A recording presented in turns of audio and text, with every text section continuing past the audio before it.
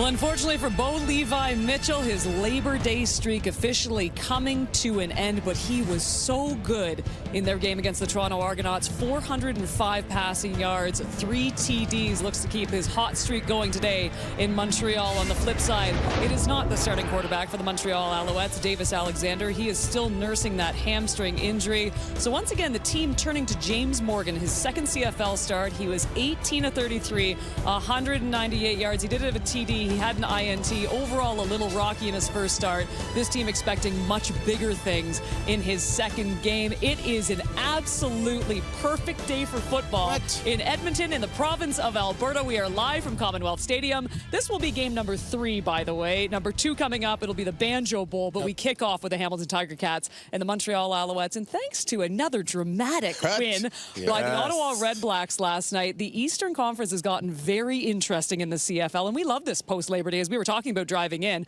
When teams are all in the mix, I mean, this is exactly what we need. By the way, this is Enoch Nwamba and Milt Stiegel. But this game now means an absolute ton as we take a look at the standings. So we got Hamilton still at the top at 6-5, Montreal at 5-6, Toronto's at 4-8, but with Ottawa's win last night, they're at 4-8 too. So Enoch, this means the East is completely wide open at this point in time. It absolutely is, and it's getting interesting and exciting and a little bit spicy as well. You love to see a team like Ottawa right now at this stage in the season get the win that they did. Now you look at the top 2 teams, the Hamilton Tiger Cats and the Montreal Alouettes, who have been struggling. And Montreal right now, it's winning time right now. It's winning football right now, and they have to get it done. Nobody cares if your starting quarterback isn't playing. Nobody cares at all. You got to get it done with the guys on the roster right now. Yesterday we did our hit, and we talked about what percentage we would give for as far as being a crossover. You said 75. I said 74. I think Kate said 90. I'm changing that now. Are you? I'm changing that now. I'm going like 50-50 right now. I'm going 50. I saw what Ottawa did when they beat BC, and what's going on in the East right now. These 2 teams better realize Hamilton, Toronto, and Ottawa are right there behind them. Whoever loses this game, they're putting themselves in the bind. They're putting themselves in the bind where they may drop to 3rd place or even drop where we not make the playoffs. So this is an important game for both of these teams, and it's a must-win for both. I would also like to redo my pick. I'm going to go 50-50 now. 50-50 I feel like the Ottawa Red Blacks watch that and like, no. Don't count us out yet. And you know what? For the Montreal Alouettes, they get 4 starters back in this lineup today. It's absolutely monstrous for this team. They need them. Mustafa Johnson, Austin Mack, Antoine Ducroix, and Tyson Philpott. We got kickoff from Montreal coming up.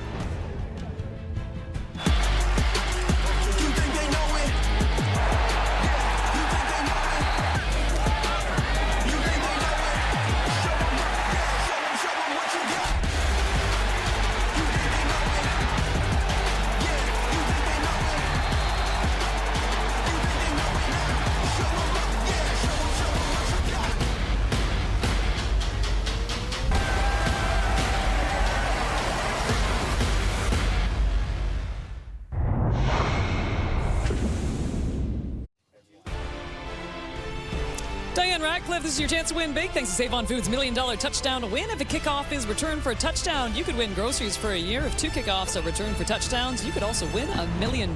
Good luck, Diane. Let's get you to Montreal. It's Marshall Ferguson, Dwayne Ford.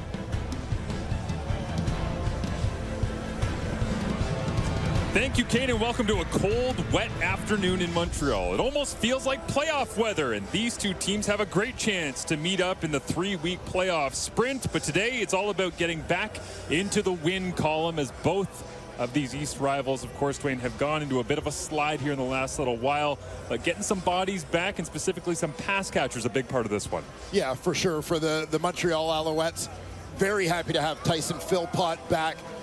The growing star has missed the last 6 games. Outstanding receiver, a guy who adds a whole new dimension to their offense. And of course, coming back at the same time after missing the last 4 games, Austin Mack, best remembered as one of the heroes of their Grey Cup run in 2023. But another guy certainly that James Morgan will be happy to have catching balls. And just in time, of course, is the Hamilton Tiger Cats receiving corps, despite some losses, remains red hot. Kenny Lawler, a big game, and Keandre Smith. These 2 guys together combined for 16 catches, 294 yards on Labor Day. Scott Milanovich, the head coach of the Hamilton Tiger Cats, was last seen making his way briskly down the tunnel at Hamilton Stadium after a Labor Day Classic crushing loss, trying to make sure that they rebound from that. And there you see Jason Moss coming off of the bye. 4 straight losses, wants dearly to get back into the win column, and he will be leaning on James Morgan today to take care of that as he's the starting quarterback. But Hamilton, the visitors here in their all-white uniforms. Montreal, the blue tops and white pants for the first time in Alouettes history with this uniform set. Different combination. Ball's on the tee. Jose Marcos Diaz sends it away on Super Saturday. Things going in La Belle Provence is across the 20 and the 30. It will be the Tiger Cats coming across the line of scrimmage as we get set with Bo Levi Mitchell on a 22-yard return and setting up number 19. Yeah, and Bo Levi Mitchell, despite the losing streak, continues to produce offensively. You see the numbers. What stands out to me most is that terrific 24 touchdown versus 6 interception ratio. A big part of that down inside the score zone, the 20-yard line. He's got 14 touchdowns to 1 interception. So when they get in tight, Bo is at his very best. As bit of a quick delay here. Lorenzo Burns on the sideline. Looks like might have had an equipment issue as Noel Thorpe will send in a different personnel package quickly off the sideline here. So the Owls get themselves set. Looks like it actually was a shoe that might have been lost and couldn't get back on in time. So they'll send in Arthur Hamlin off the bench. Thought he was going to watch the first snap against Bo Levi Mitchell, but here he is lining up across from him. As Mitchell goes vertical right away, Kenny Lawler down the sideline and immediate fireworks from the Tiger Cats offense. And this is fascinating to see the turn of events that happened there. Arthur Hamlin came in for Lorenzo Burns, but Hamlin came in at halfback, bumps Wesley Sutton, who has always been a halfback in this league, out to play corner. Matched up on Kenny Lawler. Bo was not going anywhere else from the moment he took this snap. 48-yard gain right off the hop for the Hamilton Tiger Cats offense. That's one way to knock off the rust, the dust, and the disappointment of the Labor Day Classic. Mitchell stands in over the top, throws it up for grabs, and it is knocked away by Lawler. Cabianento had the best shot at that one. As 2 targets for Lawler here right off the start. And as you said, Kenny Lawler working out of the slot here, the number 2 receiver to the field. The corner, Cabianento, is going to take the deep route here. And has position. And in this instance, a great defensive play from number 89 for the Tiger Cats. Kenny Lawler averaging 17.6 yards per catch so far this season. 10 touchdowns on the year. He motions to the bottom of your screen on second down. Mitchell steps forward, goes underneath Greg Bell, knifes his way towards the first down marker. As Keandre Smith gets a good look at it and believes they're close, and if not, they should go at this part of the field.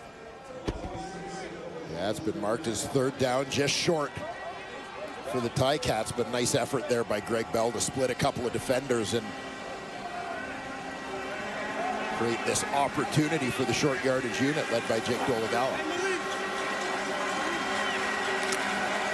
Dolegala, the third string quarterback. Taylor Powell, the backup to Bo Levi Mitchell.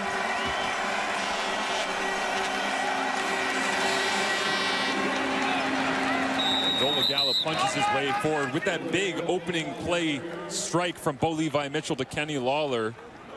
In Lawler's first season with the black and gold, he has now gone over 1,000 yards as we see the rest of the Tiger Cats starting offense around Lawler and Mitchell. Yeah, little question, Brandon Revenberg, consistently one of the league's best, the leader of this offensive line unit. They've been able to keep that group together all season and can't say enough about the year being put together by Keandre Smith, on pace for over 1,000 yards. He's been a monster here in his 4th Canadian Football League season. Entering week 14, Keandre Smith second in Canadian receiving yards, just behind Nick Dembski, trying to track him down. As now Greg Bell jump cuts through the middle of the defense, and the Alouettes finally be able to get their hands on it, and the ball pops out. All of that work by the Tiger Cats rock as it slipped out in wet conditions. Terrific drive, terrific run here for Greg Bell, but it all ends badly. You watch the patience initially here. That's his blockers drive the defensive line out of the way, but ball popped loose on the hit. You'll get a better look at it from this angle to see where it comes out. I think that's out of his hands just the before ruling his on the shoulder field hits is the ground. confirmed. First down, Montreal. Good job by the CFL Replay Center confirming that one quickly so Montreal can hop on. But yeah, Wesley Sutton came in with the punch. Big play by Wesley Sutton on the strip. So Bell kicking himself on this one. Little pat on the back from Scott Milanovich. And now we get a chance to see James Morgan step in his second career start in replacement of Davis Alexander, Caleb Evans, McLeod Bethel-Thompson. It has been a turnstile, unfortunately, for the Alouettes due to injury. Lots of help around him returning here today. As Sean Thomas Erlington leans forward at the end of the run, as he always does for this Alouettes offense.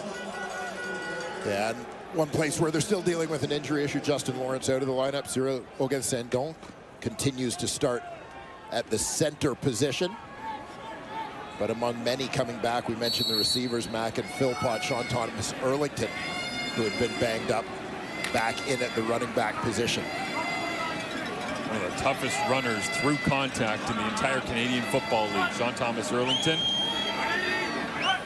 could be beneficial in these kind of conditions throughout the day as Morgan goes right, comes back over the middle, checks this one down underneath. The 2023 All-CFL receiver, that is Austin Mack, back in the lineup and back on the stat sheet. Yeah, and you get a great view of this one from the end zone camera. Watch for Austin Mack just to sit down, coming from the right side of your screen, in between those two linebackers, settles it down. Nice quick read from James Morgan to pick up the first down. See the quick processing that time. Nice release from James Morgan, a tall, strong-armed pocket passer, as defined by the living legend, Anthony Calvillo. Now Travis Tice downhill and gets all the way out near midfield as the running game picks up a first down for the Alouettes. That combination in the backfield of Sean Thomas Erlington and Travis Tice will be relied on.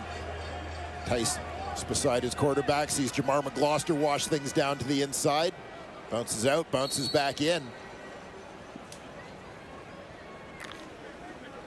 And as always, good physical run from Travis Tice. Reading off Philip Osai that time, the defensive end. See if they go back to that later, as now Morgan's going to load this one up, and looks like it came out a little bit out of the side of his hands. The Hamilton defense will face 2nd and 10. Taking a look at the Hamilton defense, Julian Hauser, the veteran, leading the way for a young defensive line. In the linebacking core, former Alouette Reggie Stubblefield makes his return to Montreal. He was a big part of that 23 Grey Cup championship run. Destin Talbert in his second CFL season, become a fixture at the boundary halfback position for the Ticats. That's defensive coordinator Brent Monson about Stubblefield. He said Montreal moved him around a lot. I just love him at our nickel spot. That extra defensive back is Morgan. A little bit hit as he threw this time and lands in between a diamond shape of Tiger Cats defenders, and the pressure being put on by Julian Hauser. You highlighted them there, Dwayne. 38 quarterback pressures coming in, 4th in the CFL. Add another. Yeah, and big one there, obviously impacting the throw. Pressure and even getting a little shot on the quarterback. You see Philip Osai fighting his way through. Hauser got a piece of the shoulders. Morgan looks to throw that rock. Two-man return back here for the Tiger Cats as Phillip Brooks stands back alongside Tim White, trying to get him some action here, maybe get him going a little bit in the return game, as they will kick it. And the All-CFL receiver, and White, after a 52-yard punt, gets wrapped up and thrown down. Jeffrey Kenton Arku. Tremendous effort down the field on special teams for one of the true gems on the Alouettes defense, but they've got to contend with this man, Kenny Lawler, looking for another big game here in week number 14.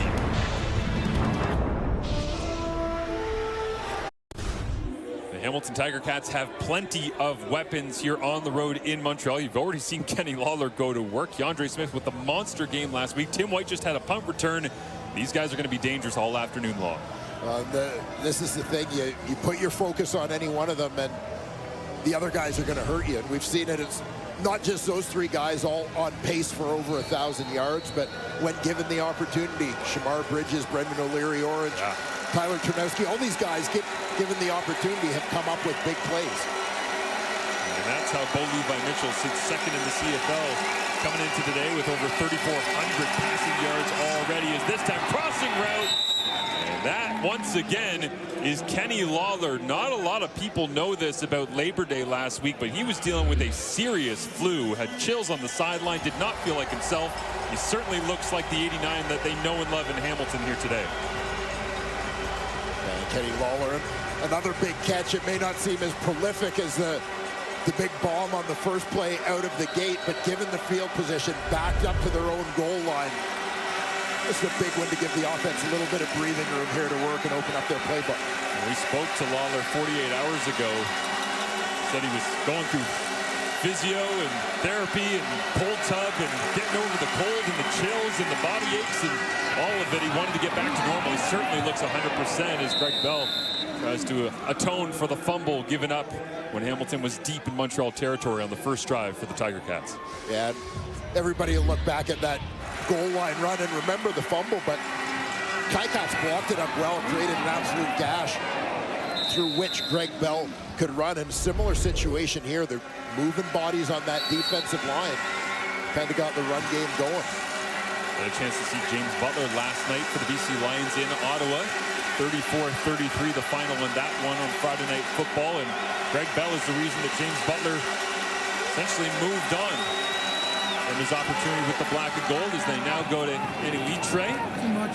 Litre rolls his way out to the 39-yard line. Solid pickup on first down as the Montreal defense tries to get a stop here coming up. Yeah, we expect to see a little bit of Mustafa Johnson today, but Sean Oakman has been a terrific find in free agency for the Montreal Alouettes at that defensive tackle position. A lot of different people have had their opportunity to play the nickel linebacker spot, but it seems they always find their way back to the veteran Najee Murray. And talk about people coming back into the lineup. Marc-Antoine Dequoy back from injury to solidify that secondary. Keandre Smith down with an injury. We'll return right after this and update you on his status. Keandre Smith, the injured Tiger Cat on the play, motioning across to lead the way as a run blocker on this one. And as the defender, Najee Murray, comes up to take him on, I think a hand slid up under the face mask. And we got Keandre in the eye, but he seemed to have that worked out. On the sideline now as they go a bit of a high throw this time, but converting with a curl right at the sticks. Kenny Lawler adds another catch. Keandre usually a black visor guy, as we saw in the Labor Day Classic, but with the wet conditions here, most players having their visors off, and so gets caught with that injury, but Lawler continues to roll along. Yeah, Lawler again lined up out wide in the boundary. With Lorenzo Burns backed off. Just a quick hitter there. Burns did a nice job coming up to make the play. Well, they certainly put the fear in Montreal's defense that Bo's not allowed to, not afraid to throw it vertical. Scare him off and go underneath for the conversion. Now they go back to the ground attack. Ian Dobson trying to lead the way alongside Brandon Revenberg as Greg Bell gets tackled after a gain of what looks like about 4 yards on the play.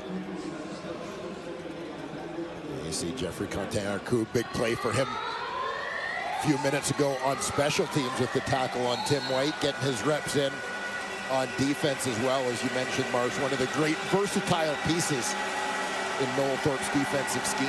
And you take a defensive lineman off the football, and all of a sudden your linebacking crew is Najee Murray, Tyrese Beverett, Darnell Sankey, and Jeffrey Contain-Arcou. That is a unit. As they try to confuse Bo Levi Mitchell, who gets rid of this one, leads it upfield, and it's intercepted. Picked off. It's Lorenzo Burns down the left sideline, gets a block, cuts back into traffic, and all the way down to the 25-yard line. The Alouettes sitting pretty after the early game INT. Well, Lorenzo Burns already with a fumble recovery in this one. Adds an interception to his takeaway tally on the day. 196 pass attempts last week. Only one was intercepted. It was thrown by Bo Levi Mitchell. Kenny Lawler's lined up on the right side here, out wide. He's the intended target, but you're going to see this ball does not come off quite the way Bo wants. Fluttering, sails away. Lorenzo Burns happy to pull that one in. See the turnover ratio there is Hamilton Tiger Cats tied up at the lead. +7 coming in, but 2 turnovers already in this first quarter, and Bo Levi Mitchell watching things over. Meanwhile, James Morgan, an opportunity to get an early lead here, already in field goal range, unquestionably, for Jose Maltos Dios. Even in the tough conditions, and Sean Thomas Erlington trucks his way through the front of the Hamilton Tiger Cats. Yeah, and you got to think that the Montreal Alouettes are going to lean a little bit more than usual, even on that run game with Sean Thomas Erlington and Travis Tice. They're in support of the newcomer at quarterback, James Morgan, the captain. Standing tall in that pocket, Anthony Calvillo said he loves his ability to learn from mistakes. He's made a couple of them in the first start that he got. His opportunity here after being a former 4th-round NFL draft pick. And this time they take it out of his hands, and they'll come up short with the rushing attack. It looks like Montreal will send out the short yardage package. And Shea Patterson in his second go-round as a Montreal Alouette. Going to lead the short yardage unit.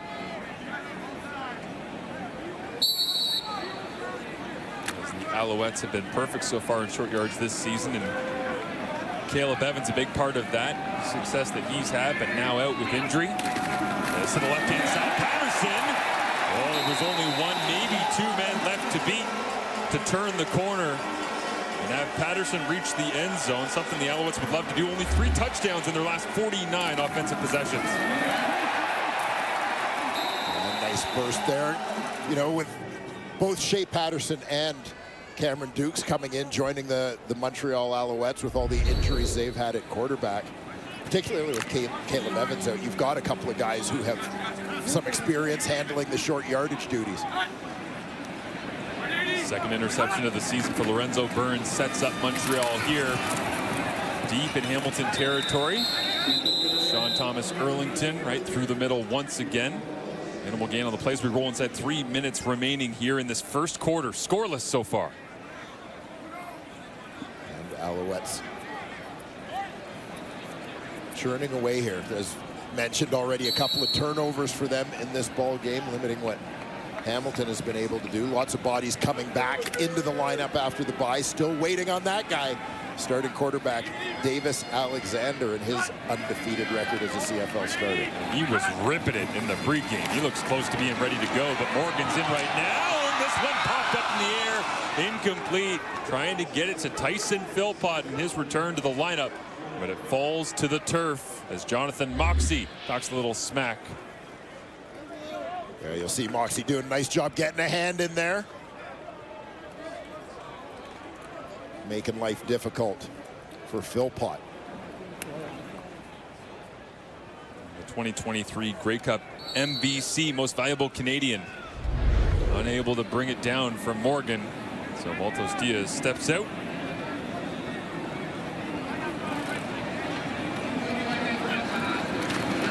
A bit of a high snap here in the slip conditions in Montreal, but punched through the uprights. And the Alouettes draw first blood.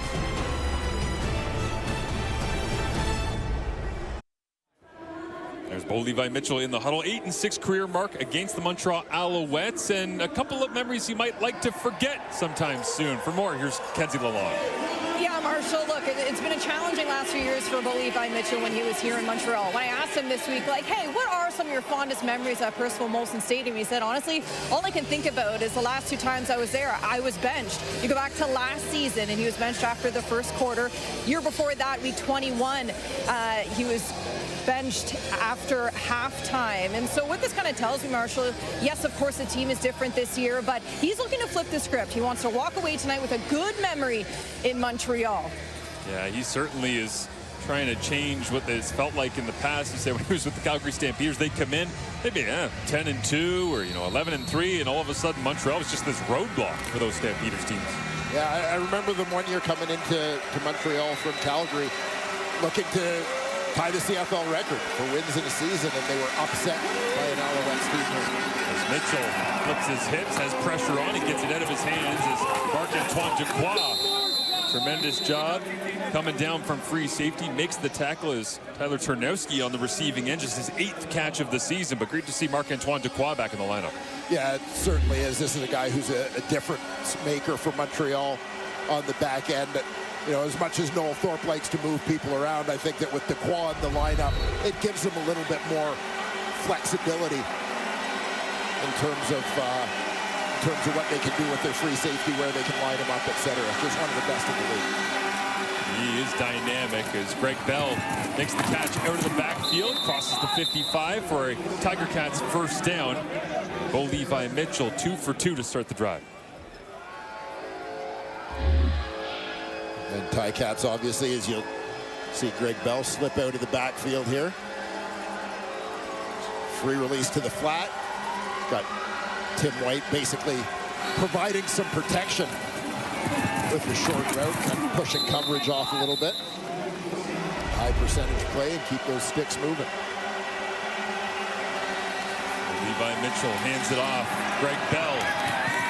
And a gain of 11. Once again on the ground. The rain's starting to come down harder than we've seen at this point in the first quarter. But the offensive line of the Tiger Cats carving out some space for Bell. Yeah, doing a terrific job here. You'll see Brendan O'Leary orange motion across the formation to protect the backside. But big gash up the middle. Quentin Barrow at the right tackle spot, doing a nice job there, staying with his block long enough to allow Greg Bell to get second level. Similar to what we saw on the fumble by Bell, that offensive line creating lots of movement. This time, the Alouettes front stands up, and Sean Oakman turns Bell backwards on the first down run. So the second quarter will begin with a 2nd and 11. A tackle for loss for the Alouettes in their defensive front. Hamilton a 3-game losing streak. The Alouettes a 4-game losing streak. And their final meeting of the regular season. Big implications in the East Division playoff race as we head to quarter number 2.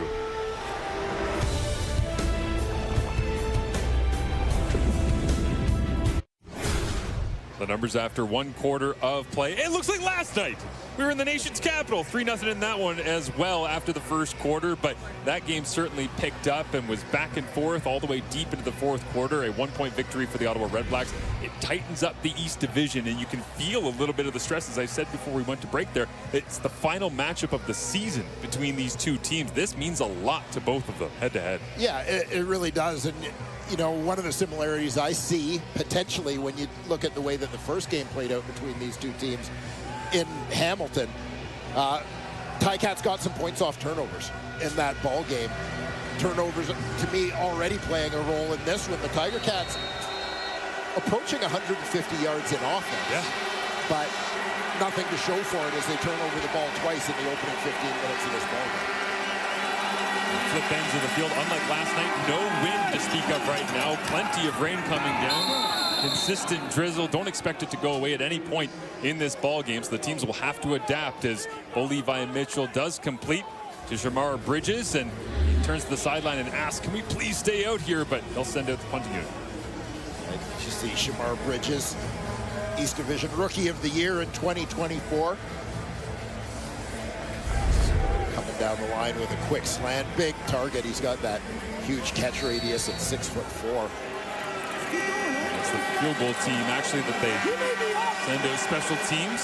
James Lesher Jr. back in the lineup for the Alouettes and ready to return should Mark Leggio not be able to connect from 43 yards away.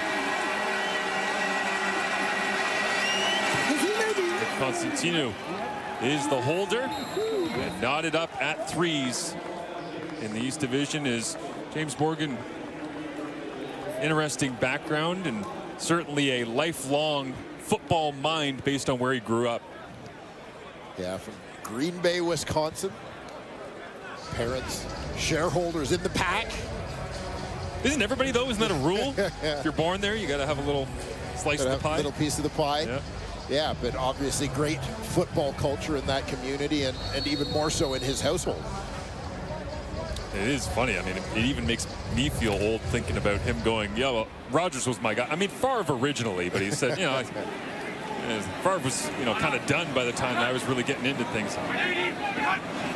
Plenty of quarterback history to lean on growing up in that town. As Charleston Rambo makes the grab. Wrapped up and thrown back, but Anthony Calvillo spoke glowingly about him this week. The thing I thought was most interesting, Dwayne, was just the idea of we can only get you so many reps in practice. Even if we try to simulate everything that looks like a game, you're only going to get one look, one day, per practice, per session. He said, so we do a ton of mental work to say, okay, if we get that look and we don't get this, then what are you going to do? Because in the game, you could get anything. And Morgan doing everything he could coming off the bye week to get himself developed and ready for this opportunity. Now he uses the legs a little bit and puts his shoulder down and tries to find the first down marker, but the ball pops out, and it's Hamilton possession. Oh, Morgan trying to send a message to the Hamilton defense, but it backfires rapidly.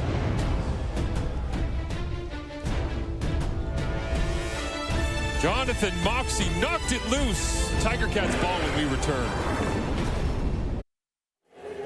There's James Morgan, headset on, looking things over on the Alouettes sideline, as couldn't hang on to the football here and wanted to use his legs to create something special. Davis Alexander early in the season, you remember him putting the shoulder down, sending a message on the sideline, maybe coming from that school of thought, but Jason Moss frustrated no doubt by the turnover.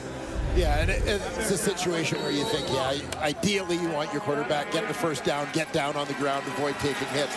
But I understand completely where James Morgan is a young guy trying to send a message about himself.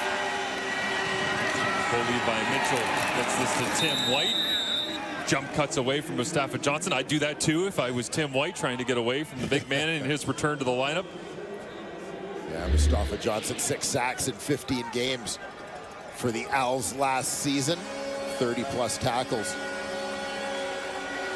before being sidelined at the end of last season, missing the start of this year as he continued his recovery. But what a big boost. You often look at maybe players coming back from the NFL, the occasional guy amongst NFL cuts who can help your roster in the back half of the season. The Alouettes just get a big boost with the guys they've got coming back from injury. Absolutely. Second down and 6. Mitchell throws a vertical, and just a different trajectory than Tim White had in mind on that one. And so Bo will laugh it off and head back to the sideline. Yeah, Wesley Sutton in coverage. A quick window there, a little deeper on the sideline. You can see where Bo has been trying to lead him with that one. Well, it does remind me of early in the year where Bo said, Kenny Lawler, everyone's talking about the immediate chemistry I've had with him. He said, there's a lot of receivers I've played with that are like Kenny Lawler, the big jump ball guys, the deep crossing routes. He said, Tim's just a different kind of receiver. At times, it's been difficult to get on the same page. When we do, it's great. When we don't, sometimes it looks like that. The Hamilton offense will work through that as a 43-yard punt here. James Lesser Jr. does a good job to create a little bit of breathing room for James Morgan coming back after the fumble. He'll stand in and sling it here in Montreal. Welcome back in Montreal. As we know, Green Bay has shaped James Morgan, that gunslinger arm influenced by Brett Favre, wearing number 12 as a nod to Aaron Rodgers. But it's been his father, Brian, a former quarterback himself and high school coach, that shaped his mindset and his work ethic. James leans on his dad for instilling that hard work ethic and, more importantly, the attention to detail. He suggests books for James to read on topics like grit and perseverance. During the bye week, James was able to go home, throw the ball with dad. What better guy to turn to prepare for this week than the guy who knows him best? Yeah, thank you, Kenzie. And we asked him to define himself as well. We'll get to that in just a second as the Alouettes begin with an inside handoff here. Reggie Stubblefield, the former Alouette, in on the tackle, but James Morgan said, I'm as you say, gunslinger, like to get back there and rip it. I want a little bit of credibility though as a dual threat guy. Wow, fumbling's not going to help on the last drive, unfortunately, but he said his approach has not changed since he's come to the Canadian Football League. He feels like his skill set fits perfectly and he can have success up here. Yeah, and I think for the people who have seen James Morgan the most, the reviews have been mostly positive. You expect there to be some growing pains for a young quarterback in the Canadian Football League. It's a different game.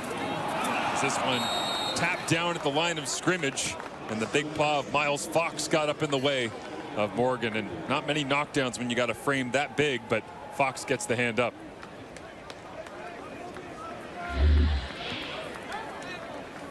Yeah, Miles Fox, his D-line position, former Winnipeg Blue Bomber, one of several.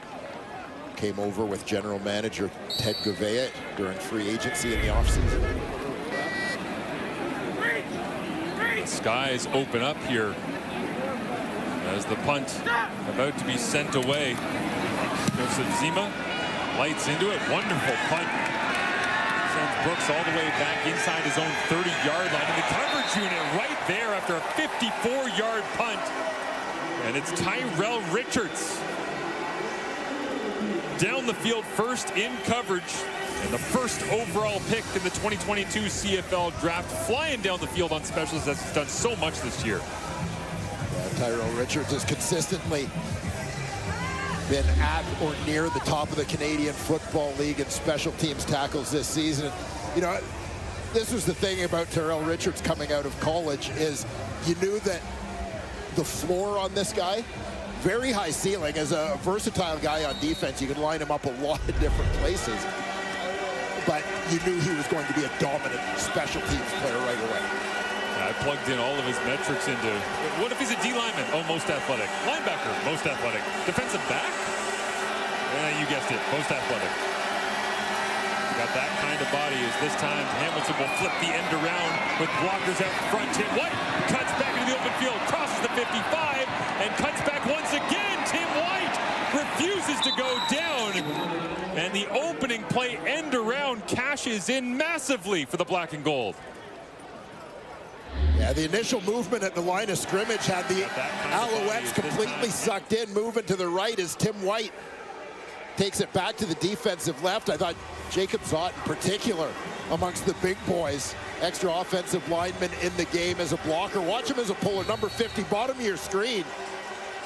Front right corner, he and Coulterwood Manzi getting way downfield, leading some blocks. How about the effort play from Sean Oakman, defensive tackle, fights his way all the way back down the field to finally help out alongside Darnell Sankey to make the tackle on Tim White. But Hamilton's offensive line, one of the storylines so far in this ballgame, whether it be inside runs with Greg Bell or the outside pitch like that to Tim White. Yeah, they continue not just to gain positive yards in the run game, but again, getting significant movement, finding gaps for Greg Bell to do his thing. And once again, the end around to Tim White, magnificently executed. Hamilton almost 100 rushing yards, had their season low in the Labor Day Classic this past Monday as Bell will knife his way forward down to the 21-yard line and just on the edge of the score zone, but another first down.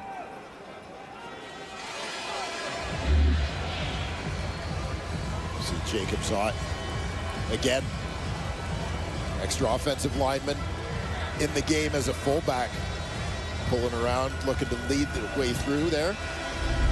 Not entirely sure as a member of the fullback union, still card-carrying member, how I feel about offensive linemen taking our reps.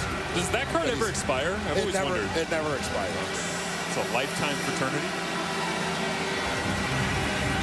Well, Giovanni Robinson, Antti Litre in the lineup here today, but they go with the extra offensive lineman set, mixing and matching personnel.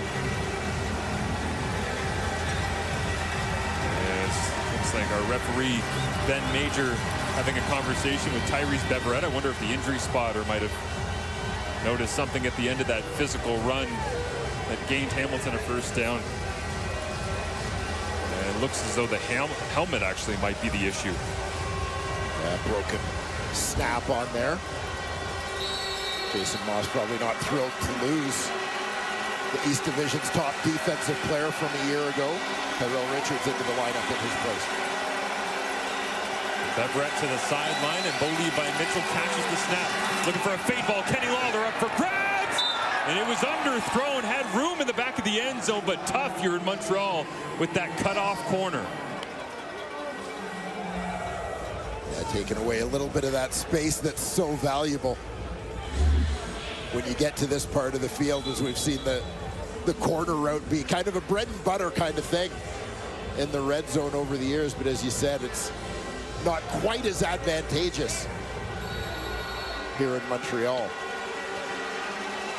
Incomplete on first down. Another shot to come. Blitzes on from the Alouettes. Tim White catches quickly and fights his way down to the 15-yard line. Maybe a little bit more. Third down and a couple of yards.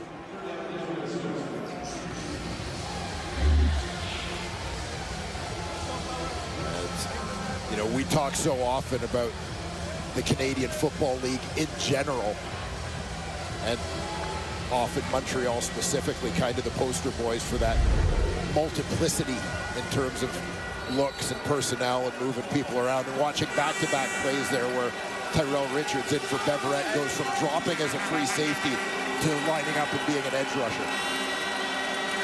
On 3rd and 2, field goal unit comes out. Leggio from 20 yards away. Sends this one through the uprights, and little note, we saw Keandre Smith not in the lineup in the last couple of drives. Upper body injury being reevaluated at halftime, which is 6 minutes and 21 seconds away. And it's 6 points on the board for the Ticats here leading. Well, there is Keandre Smith on the sidelines trying to stay loose, and another look at what happened to send him onto the sidelines. Yeah, Smith coming around the corner, blocking. Right side of your screen just looked like Najee Murray's hand may have gotten up in his eye. If you've played football long enough, you felt that one. That is not a great feeling. But 3 games already this season for Keandre of more than 138 receiving yards and a career-high 171 last week in the Labor Day Classic loss against the Toronto Argonauts. They'd like to get him back on the field as quickly as possible as Travis Tice stuttered right in the middle of the hole there, Dwayne. I think he expected contact to come flying in, and then all of a sudden said, green light. Yeah, just turn on the jets, get it north-south. Travis Tice has been a nice addition to this Alouette offense. Dallaire comes across the formation. He's got the kick out. Nick Callender at left tackle just washes everything down, mashes it down in the middle, creating a huge lane through which Travis Tice could run. Jesse Gibbon, the former 2nd overall pick for the Hamilton Tiger Cats, was in as well in that last snap for Montreal, as now he dons the red, blue, and white. As they go back to the ground attack as the rain continues to fall, and Tice gets another touch.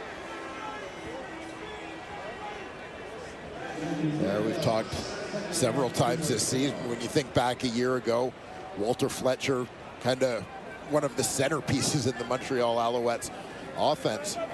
But great competition in training camp. Sean Thomas Erlington healthy. Travis Tice came in partway through camp. Stevie Scott, who had been a midseason addition last year, all doing a great job.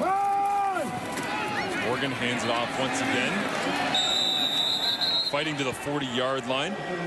Alouettes front able to push for another Alouettes first down, is leaning heavily right now on what essentially are the Bash brothers in the Canadian Football League, because Tice and Thomas Erlington, when it comes to yards after contact, they are right up there with everyone in the top 10.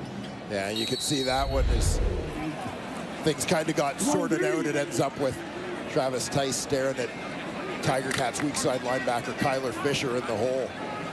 Just decides to drop his shoulder, get what he can, and it's enough to get a fresh set of downs. Morgan with the heavy play action fake, looks to the outside. Rambo, and that one low and away, and Rambo had to throw on the brakes, couldn't haul it in. Yeah, nice timing on the call. Good look after a few solid run plays for the Alouettes. Go to that play action. Plenty of time for the young QB. But a tough catch there. The one I'm sure Rambo might like to have another shot at as well. Well, Tyson Philpott said this week he was taught whole life growing up, if it hits your hands, you got to make the play. Let's see if Rambo can do it here. He has to play defense. Great coverage. Is that Destin Talbert? Yes, it is. Potentially had a touchdown saving tackle earlier on Shea Patterson in short yardage, and now in pass coverage, he's all over Rambo. Yeah, Rambo with a nice route working to the outside. Talbert, great recovery and break to come underneath on that one, though. You saw him very quickly after the breakout, closing ground. A little bit of frustration, perhaps. Thought he might have had an opportunity to pick that one off. Never count out Destin Talbert as Jose Maltos Diaz try to notch things up. At 6 apiece, got all the leg and the accuracy as well. As his tremendous season continues, now 36 of 39 on the year. The NFL season is back, and TSN has your front row seat to every game all season long with a 4-month pass for $69.99. Subscribe at tsn.ca/subscribe/NFL now. Offer ends September 30th. Terms apply. I know there's a couple of fellow Bills fans in the truck that are a little nervous about the Ravens. Yeah.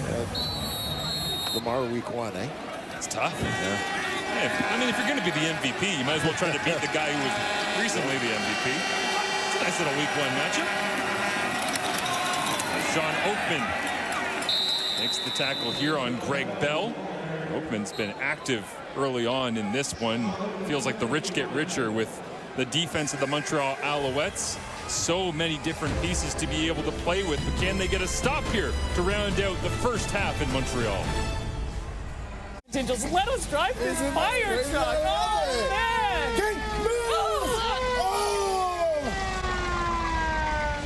Dude, I can't believe we just did that. Just don't tell anyone now. Where's Davis when you need him? My goodness, is he okay?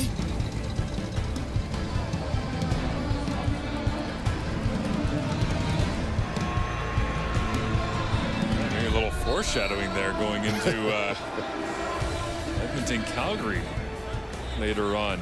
Great day of CFL football across the country here. Hope everybody's enjoying this one from Montreal to kick off Super Saturday, the triple header. And the Montreal Alouettes defense, KB and Ento, awaiting the Tiger Cats to break the huddle. And yes, it is confirmed. It's poncho season, Dwayne. Nice. Do you own a poncho? I do not currently own a poncho. My son bought a poncho this summer, however, that is hanging in my house. Substantial. Yeah. You gotta have it. Especially here in Montreal this time of year. It can be like this. Grizzly is another catch. It goes to Tyler Turnowski. And evades. Looks like Lorenzo Burns before wrapped up by Jeffrey Canton-Arcou, but maybe getting a little bit of a reward here for Turnowski after he had the big punt block that led to the Devin Verisek Labor Day touchdown. Came in with just 7 catches, and now he's got 2 here today. Yeah, Tyler Turnowski, during his college career at University of Waterloo, one of the most prolific receivers in Canadian university football. During that stretch, Hamilton native gets a chance to come home and play. A guy who has kind of remade himself as a terrific special teams player, but still. Greg Bell, first down on first down with the rushing game once again. And Scott Milanovich loves to be able to use the running attack. He's been leaning so much throughout this season on Bo Levi Mitchell, just ripping it up and down the field, but a change of pace here from this front. And Rivenberg doing a nice job. Had the down block on Sean Oakman on that one right at the point of attack.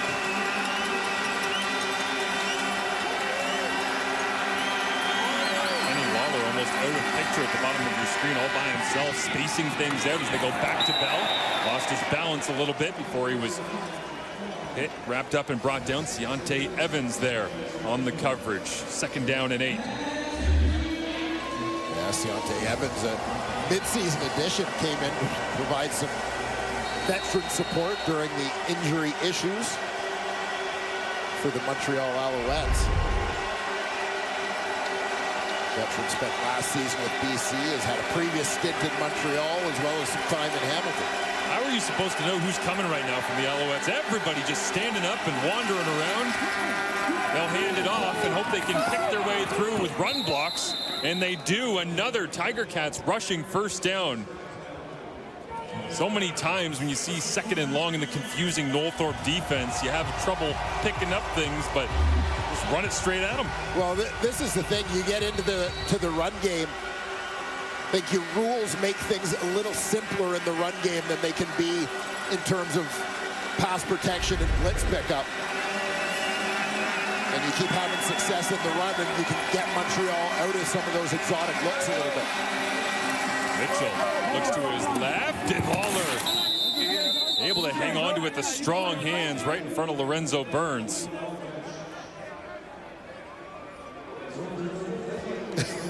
It looks like Kenny Lawler is having a little chat with Davis Alexander over on the Alouette sideline after that catch.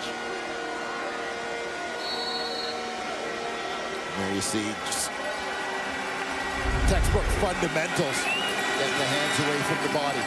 Bell cuts it back away from traffic, loses his edge and slides down before the tackle comes downhill on him. But Jeffrey Canton-Arcou as well flying out on that play. Plenty of different options for Northorpe to be able to play with in these personnel packages, and as Hamilton earns their way down inside the score zone once again, when and where will he dial up the heat or just try to stop the run? That's been the challenge so far here, is the Hamilton offense pushing the pile more effectively than we've seen all season long. Mitchell asks for the football, gets it last second, goes underneath. Greg Bell makes the grab and gets pushed back. Wesley Sutton alongside Darnell Sankey. We talked a little bit about Tyler Ternowski's skill as a receiver, the job he's done doing dirty work as a special teamer. Watch Ternowski here, lines up in the backfield, and his responsibility is to pick up the blitz. Jeffrey Canton-Arcou, Ternowski steps up in the hole, locks him up to give his quarterback time to make that throw. Greg Bell over 100 yards from scrimmage in this ball game already. They'll empty it out, 4-by-2. Mitchell pumps, now looks to take off. Bowling by Mitchell's got room to run and slides down, but they'll say touchdown.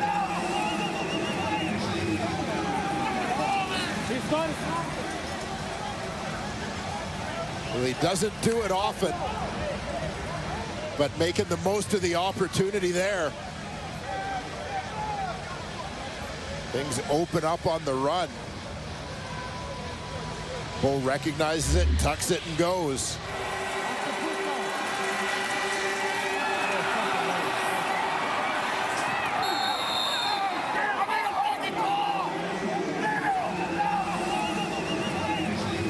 Firing up the troops over there. I'm somewhat stunned. Bo Levi Mitchell using the legs. Almost perfect timing as the coverage rolled away from him. Looks like the on the field, a touchdown. Yeah, they took a look at it here. And he wasn't touched until he was across, regardless of having that knee down. Yeah, that's it. That's exactly the key, is that his knee is down. But before he is down by contact, he breaks the play with the football. Just like we expected, the Tiger Cats running the football relentlessly against Montreal's defense, and Bo Levi Mitchell with a rushing touchdown. Yeah. Good decision making there from the veteran quarterback, as he had nothing but green turf in front of him.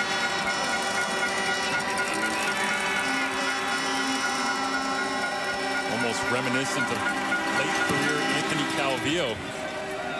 Very rarely used the legs, but when he did, it always paid off.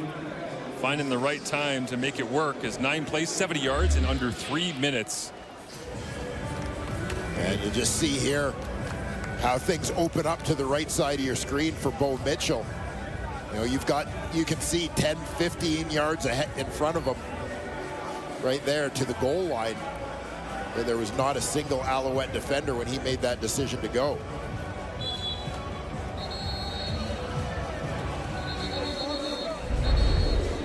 Just getting word from the CFL Replay Center as Bo gets himself a little bit of props from the offensive line. Classic tough scrambler that he is as they celebrate their touchdown here in a 13-6 advantage with 20 seconds remaining in this first half. But the Replay Center confirming that Bo was diving for the end zone, going for goal, and not giving himself up. Yeah. First rushing touchdown of the season for Bo.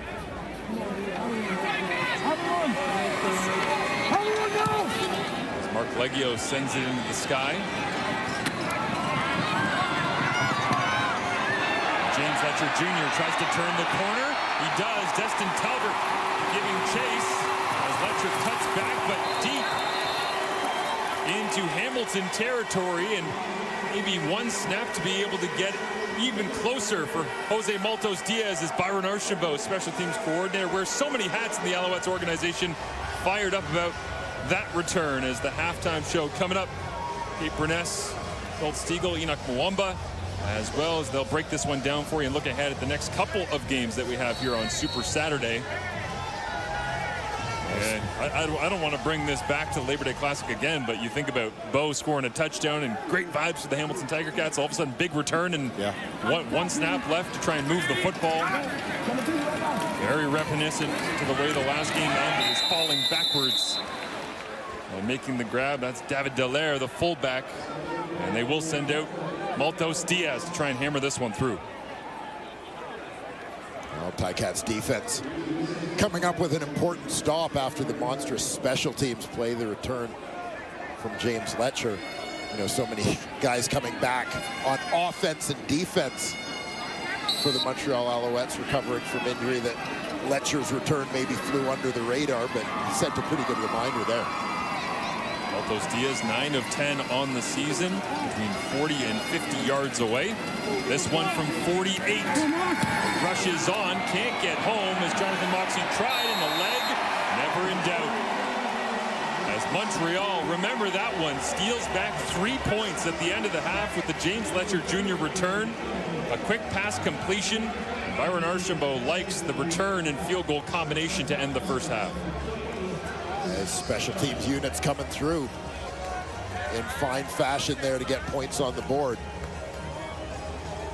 As Greg Bell, one of the true stories of this first half for the Hamilton Tiger Cats. The offensive line obviously creating all sorts of chaos up front, but 11 carries, 86 yards. As we said, he's already gone over the 100 yards all-purpose mark. And his day began with a fumble, but he has certainly found his way back into the coach's good books here as he stands alongside our Kenzie Lalonde.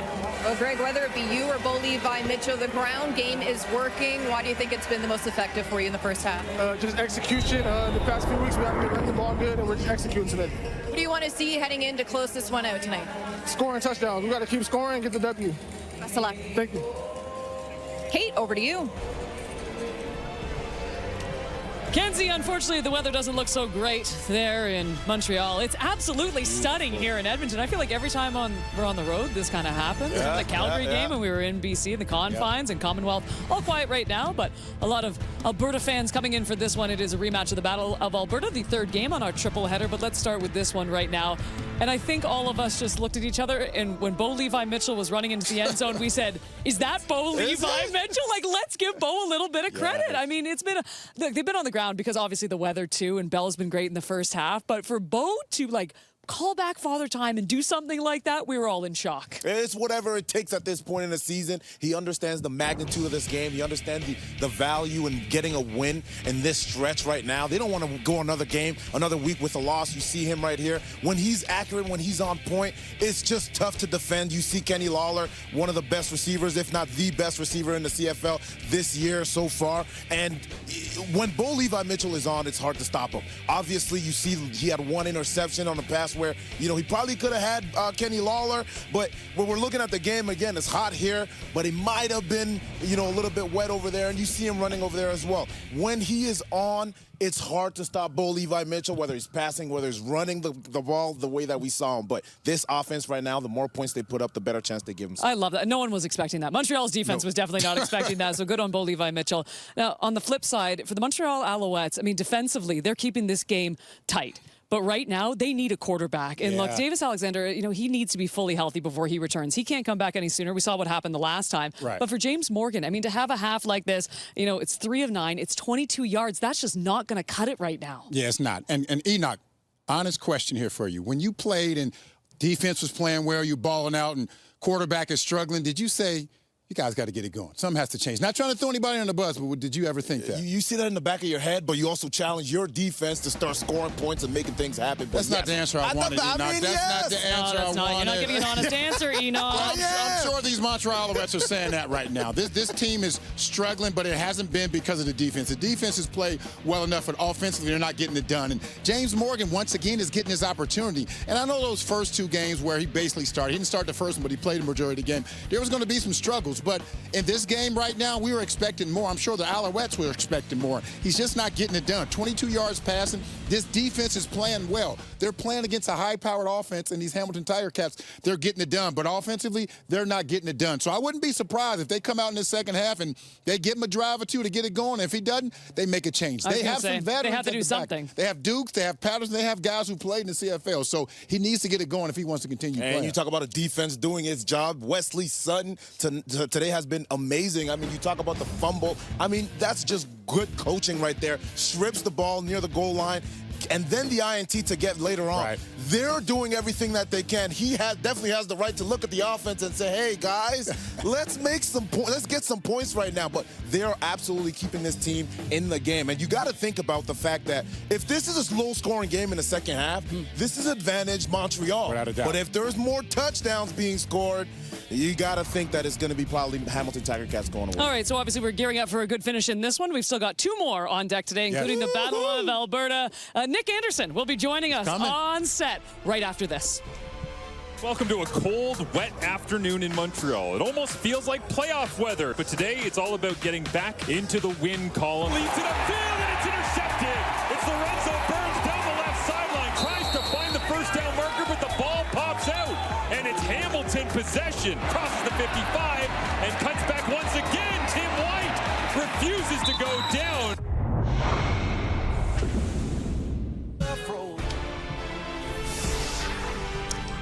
Well, we have to wrap up the game in Montreal first, but coming up after that, it is once again the Banjo Bowl. By the way, the Rough Riders haven't won this game since 2018. It was a thriller in the Labor Day Classic. The sellout streak continues at Princess Auto Stadium, set for another fantastic matchup between the rivals of the Saskatchewan Rough Riders and the Winnipeg Blue Bombers. And as mentioned before the break, we are thrilled to welcome onto set Nick Anderson. Nick, by the way, you dressed to impress. Linebackers, linebacker. Oh, come on. Enoch. Hey, he got his hair done. We are so. I can't tell you our level of impress. Like, you are just impressing us so much right now. I watch a lot of CFL games. I'm able to see the halftime shows. So to see you all, present yourselves at a high level, I had to come. Appreciate it. I like it. Man, I like it. ready. Sir, you're welcome back anytime. Yes. We were speaking before we went on air here. This is the last game of you being on the 6-game injured list. First of all, how are you doing from a health perspective, and how excited are you to get back on the field with your team? I'm doing well, man. I want to give a shout out to the training staff. They've been doing a great job of, keeping me on track to getting back on a reasonable amount of time.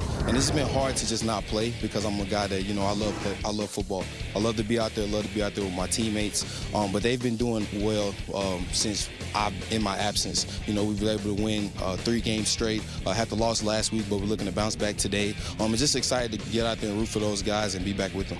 Nick, talk to me about, the tremendous season that you had last year with the award at the end of the season as well, and the difference that it was from last year to this year. Obviously, you're still trying to improve. You're only year 2. Right. But talk to me about what this year's been like and the challenges that you kind of experienced early on. Just overall, we're in the business of what have you done lately. I try not to live in the past of what I did last year. Overall, I feel like I started the season hot. Unfortunately, got injured, but looking to come back and continue what I left off. Well, first of all, I just want to say thank you. I appreciate your professionalism. Unfortunately, there are a lot of individuals your age, you're 25, between 18 and 30, who just aren't professional. But I surely appreciate yours. It's going to go a long way when your football career is over in 15 years, whatever you do in life. But first of all, congratulations, last year Rookie of the Year. And coming into this year, I know you were expecting some big things out of yourself. Unfortunately, you got hurt, but also out of this team. And I'm not asking you to throw anybody to bus, any position, any player, but what do you think is the biggest concern with getting this team back on track right now? Just overall, looking at consistency. We came out, everything was new this year, and then everything being new and you only having a limited amount of time during training camp to bind everything together, just overall getting that consistency, and you saw that in the 3 wins that we had back to back to back. And overall, just going to, find our roots as a team, find our identity. And I just feel like the coaches have done a great job of, keeping us on the same track, having great guys with great character in the locker room, and it's just waiting to happen, man. We look at a team like the Calgary Stampeders, and obviously that did snap the 3-game winning streak for the Elks. But just what they've done this season and that continuity on defense, and they've got some of the veteran guys, some of the younger guys as well. That's obviously a place where Edmonton would like to be. Facing this team going into this game, what would you like to see from your teammates? Just overall, I would like to see them get after the quarterback. Vernon Adams is very talented. Last year when I played against him, I thought he was one of the best in the league. And he is what that team centers around. He's their leader. He's their vocal point. So I feel like, as long as we can get out and kind of fluster him early, the rest of the game would be great. And shout out to Cody Fajardo, a guy that, came in, earned his stripes, a guy that, stepped up, is a leader in this league, is a leader for our organization, and he's doing well. I'm just happy that he's on my team. He was a great quarterback to play against last year. And I just feel like everything is coming. Everything is on the other side of the horizon, and I'm looking forward to it. Nick, we really appreciate you stopping by set. And once again, just the professionalism from this young man. Cannot wait to watch you for years to come. Good luck the rest of the way this season. We'll be back to Montreal right after this.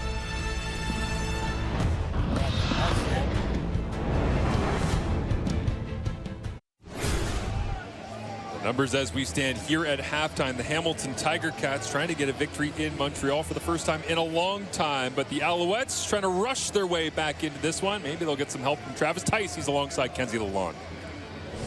Well, Travis, let's just talk about this rain. It hasn't let up one bit. So for yourself personally, how do you adapt to conditions like this? I think 50% of the games I've played in Montreal have been in rain, so pretty used to it by now. It's part of the course. The ground attack's been working with your offense right now, but how do you get some yards here in the second half? We're going to keep attacking it, man. Keep attacking the ground. That's what we'll do. Thanks. Best luck. Short and sweet from Travis Tice. He's ready to go back to work. All business. There's Jason Moss already digging into the play call sheet here. And the Hamilton Tiger Cats, their last victory in Montreal, August 27th, 2021. That's 1,471 days in the regular season. And Scott Milanovich trying to hold on to this lead. But if last night was any indication in Ottawa, plenty of twists and turns to come in our first of the triple header here on Super Saturday. James Letcher Jr. stands back. And the ball on the tee for Mark Leggio.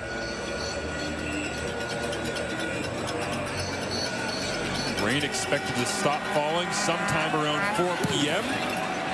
But it will hang around just like this kick hangs up in the air. And a late call from Letcher Jr. to go and get it. And now he turns the corner, Destin Talbert. Seems like he's had every saving tackle for the Hamilton Tiger Cats on defense and special teams so far here today.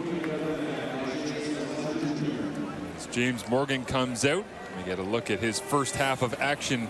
Just 3 completions, 22 yards. Difficult conditions, yes, and some different play calling because of the weather. But as the panel was saying at halftime, got to find a way.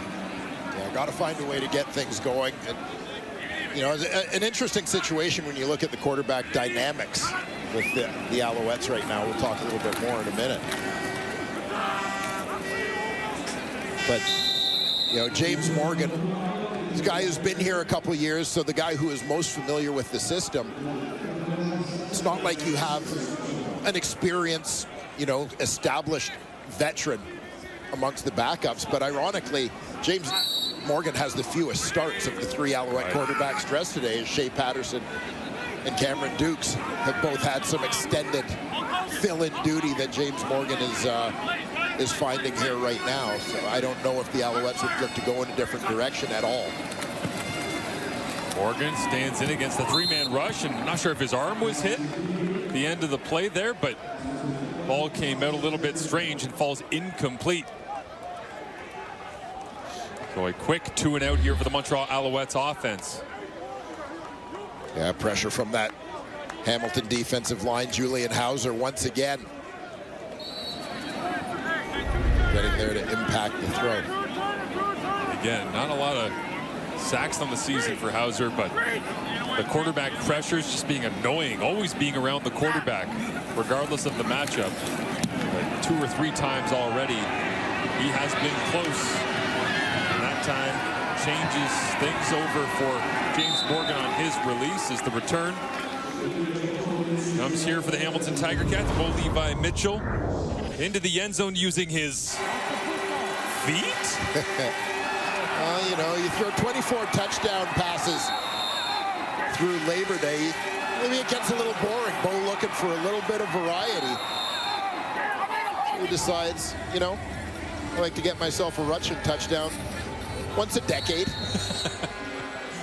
Well, the confusing part about this is the last time he had a rushing touchdown, August 15, 2015, Calgary against Ottawa. He had 2, and I inquired with our Sultan of Stats, Johnny Russin. Yes, sir.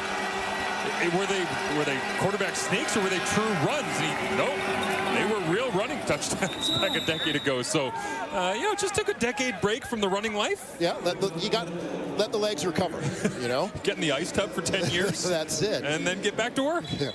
The element of surprise. Bo has that rushing touchdown 10 years in the making as he was setting that up. But 13 of 17, 143 yards, has the 1 interception that went to Lorenzo Burns.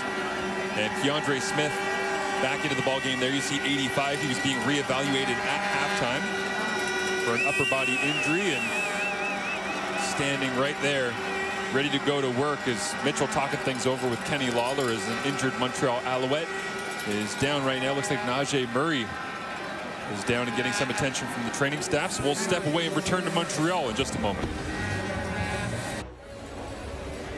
Najee Murray getting looked at down the tunnel as he's up onto his feet. And the Hamilton Tiger Cats ready to go back to action with a 13-9 advantage right now. See Giovanni Robinson standing there in the huddle, the big body playing tight end, 6'8", 252. Gives a little bit of a different look, and maybe with Najee Murray out, just a little bit of personnel matching here, a bit of a bigger front as well for the Montreal Alouettes. As they stack the line of scrimmage on 2nd down and 3. Mitchell hands it off. Greg Bell turns the corner, gets a block. Robinson out in front, and Bell stumbles as he tries to make the cut back towards the middle of the field. But that is an impressive effort from the Hamilton Tiger Cats. And Greg Bell, his 2nd career 100-yard game. Yeah, interesting to see. You talk a little bit about the personnel, the matchups, and so on. Nice block on the edge by Ante Litre on Tyrese Beverette, but Montreal comes out with 5 true defensive linemen to start. We know Hamilton ran the ball well in the first half. Montreal loads it up. Hamilton kind of beats him with speed, taking that inside run outside. Last time these two teams will play in the regular season. As this one over the middle, Kenny Lawler, it's incomplete. Lorenzo Burns, man, the interception he had earlier on was a bit of a gift, but in terms of true coverage, he has been all over Hamilton receivers for the rest of the ball game. Yeah, I go back to the first play in the game. Remember, Lorenzo Burns was taken out. I think an injury spotter situation or an equipment issue. He had to leave the game. So he wasn't there at the boundary corner on the first long ball to Kenny Lawler. But he has been ever present in this game ever since. Mitchell with some pressure coming to his left. Looks over the middle, checks it down. Tim White tries to cut back against the grain. And on 2nd and 10, they'll come up a yard, maybe 2 shy. Ball spotted at the 40-yard line right now. And Mark Leggio headed off the Tiger Cats sideline.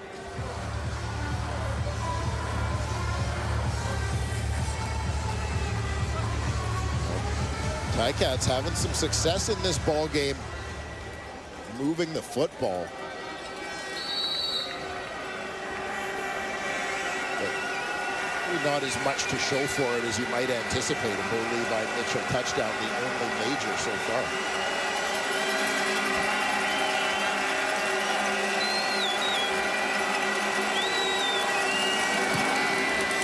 Leggio has the distance, knocks it through, and his tremendous season begins. And Ken Dryden honored earlier today as passing away. The Canadiens legend honored by the Alouettes faithful here in Quebec.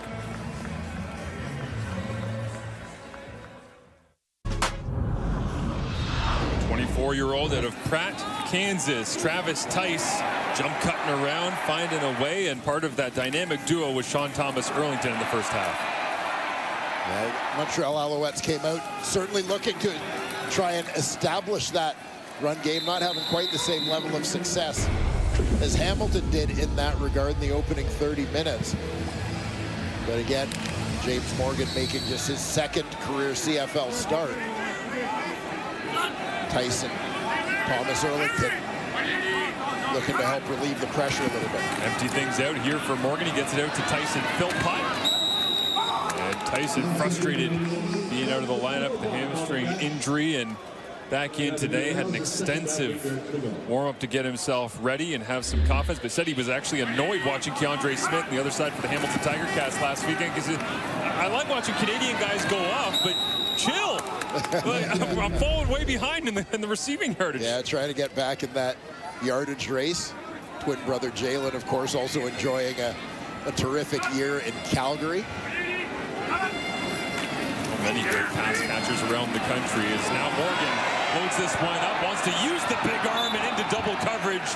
He was looking for Austin Mack, but coverage supplied Destin Talbert right there alongside. I believe that's Jonathan Moxey once again in coverage. Or is it Deshaun Amos?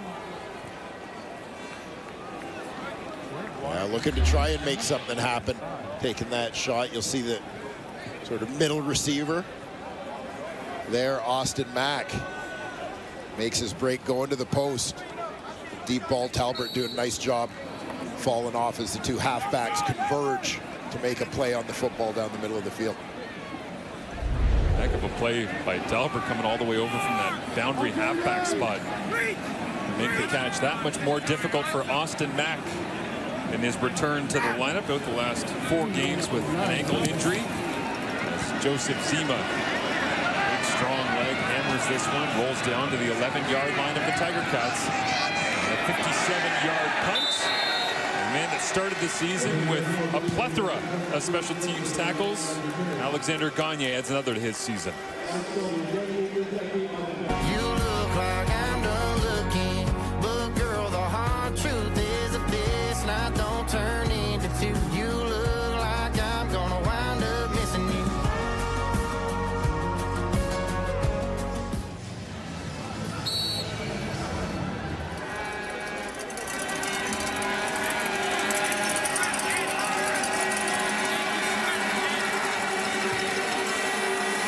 Levi Mitchell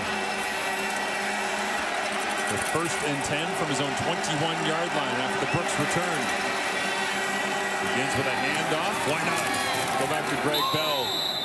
Trying to win first down. Noel Thorpe has long prided his defense on their ability to force the opposition into 2nd and long, but so much success today on the all-important first down for the Tiger Cats running attack. And we talked a little bit about various personnel packages. It's been kind of fun to watch these two teams. We kind of see it with Montreal all the time. Hamilton offensively, a lot of different packages as well that have maybe confused the Alouettes at times. Mitchell looks to his left, Checks it down. Greg Bell gets stacked up and turned around. Big time open field tackle. That time Jeffrey Canton-Arcou, and once again Lorenzo Burns right there. And whether it's the pads popping on that play or the wet weather or the fact they haven't played for a significant chunk of the season 10 weeks ago, or the fact they won't play again until the playoffs, this is starting to feel like a playoff game. Yeah, it definitely has that sense of urgency for both of these teams. Tiger Cats' last win back on August 2nd. The Alouettes did not win at all in the month of August. All-important interdivisional game. As plunging forward is Jake Dolegala, and Scott Milanovich ready to get the next call in. Thought it was interesting after the Labor Day Classic, Saskatchewan-Winnipeg last week. The two-point conversion goes back the other direction with Tavon Campbell. I asked Bo about the two-point conversion he attempted against the Argonauts last week. He said, yeah, Milanovich got in my ear and said, you saw the game last night, right? Into his headset, in the game, in the middle of the Labor Day Classic. He said, this ball cannot be in harm's way. So plenty of open-eared communication going on from the sideline to the Tiger Cats veteran quarterback and leader. Mitchell drifts to his right, comes back left, lofts this one to the big man, Robinson. And rare that you see somebody with a catch radius that it might be longer than Marc-Antoine Duquois, but Robinson has just that.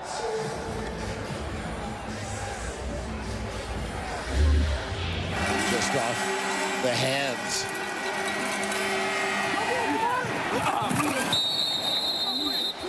Big Giovanni Robinson, the alley-oop along the sidelines goes incomplete. Equipment staff being put to the test here in Montreal today as well. Couple of buckles popping off in the wet weather and big contact as Mitchell now floats this one with pressure coming his direction to Greg Bell, and I think Bo wanted Bell to snap his head around a little bit quicker on that one. Incomplete. Yeah, not quite. Veteran quarterback immediately pulling Bell over. Give him a quick little bit of coaching and a pat on the back. And you can see him playing the numbers game as well, going, hey, there's two coming over here, there's one there. Do the numbers with me, because I see it. I need you to see the same thing. Little tap on the backside, positive encouragement for his running back, but regardless, 3rd and 10.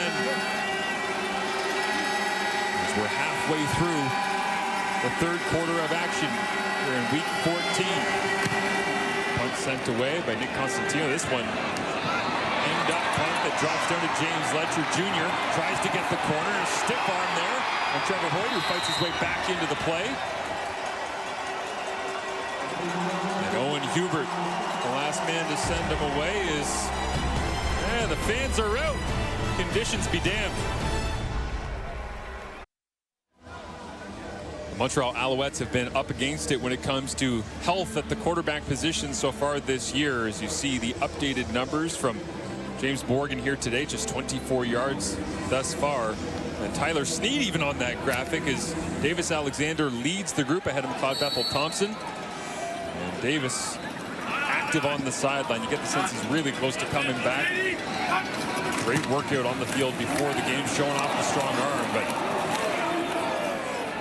plenty of handoffs right now because they're struggling to get the passing game going with James Morgan, despite the fact that Anthony Calvillo and Jason Moss have total confidence in his ability to send the ball down the field and get vertical. Yeah, and a situation where James Morgan wouldn't have stuck around this team. They would not have kept him with these teams for the last couple of years if they didn't see potential and an opportunity for him to grow. This is sooner, ideally, than they would have liked for him to play. Remember, Davis Alexander had a couple of years to grow in the system as well before he got thrown in. Absolutely, as Morgan rips this one. Rambo gets it off the turf, but a missed block.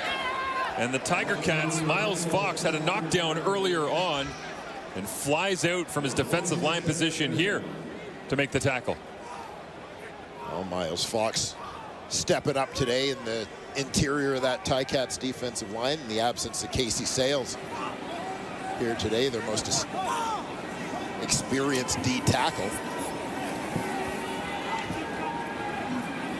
Now up to 26 yards on the day after a gain of 2 on that screen pass for James Morgan. So just no yardage to be spoken of when it comes to throwing the football for the Alouettes here at home, which not something we've been able to say very often over the last couple of years. Cody Fajardo fairly effective. Davis Alexander in relief. McLeod Bethel-Thompson, as you saw, could put up yardage and move the football in a hurry. Tim White, after a 40-yard punt, just get the yardage that he can to try and get a little bit of breathing room for Bo Levi Mitchell and the Tiger Cats attack here in Montreal.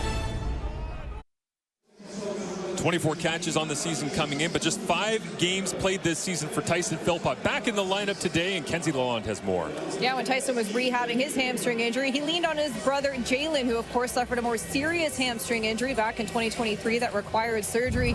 So Tyson's big takeaway from his brother Jalen, the importance of warming up. He remembers back in the offseason leading into the 2024 season, the two would train, and Jalen would spend upwards of an hour and a half warming up. And at that point, Tyson was almost done his workout, but that was a big takeaway for him in perspective while he recovered from his own hamstring injury this season. Even when the defense has been on the field during this game, guys, Tyson's been on the bike, staying warm, looking to get ready and active for the rest of the game. Takes me an hour and a half to get loose too. I've worked out with you. I've seen that 90-minute routine, but it is pretty amazing because their bodies are so similar, being twin brothers, and having a hamstring injury for Jalen. The first thing that Tyson said he essentially did when he realized that was the injury was call his brother and just go, hey, I'm not calling to tell you what my injury is. I'm calling to figure out how to fix this thing, right? Yeah. Because it's like, you did it successfully. You're having a nice year. How do I get back? Levi Mitchell makes the end around. A pitch to Greg Bell. Gets the edge. Mustafa Johnson right there. Should he stay on his feet, but just got the shoelaces of number 5, brought him down to the turf, but not until another Tiger Cats first down with the ground attack. Yeah, and basically, again, just using speed to attack the Montreal Alouettes on the perimeter here in the second half. Beat them more with the inside game through the opening 2 quarters. This chess match continues. Go back to Bell here. Darnell Sankey bringing him down, and it's something we really haven't seen all that much, not just from the Hamilton Tiger Cats this year, Dwayne, but just Montreal defensively in general. Like, being the rain, sure, but being able to run directly into the teeth of this front for the Montreal Alouettes, it's a rare sight. Yeah, it's been impressive first 3 quarters for the Hamilton Tiger Cats here in that regard.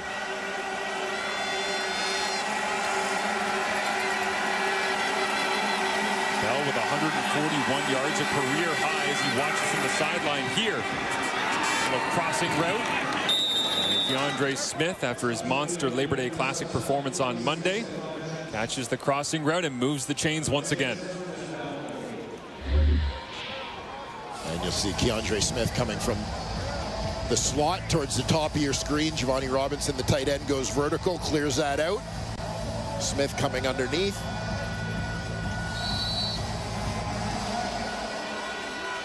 It's a nice high percentage play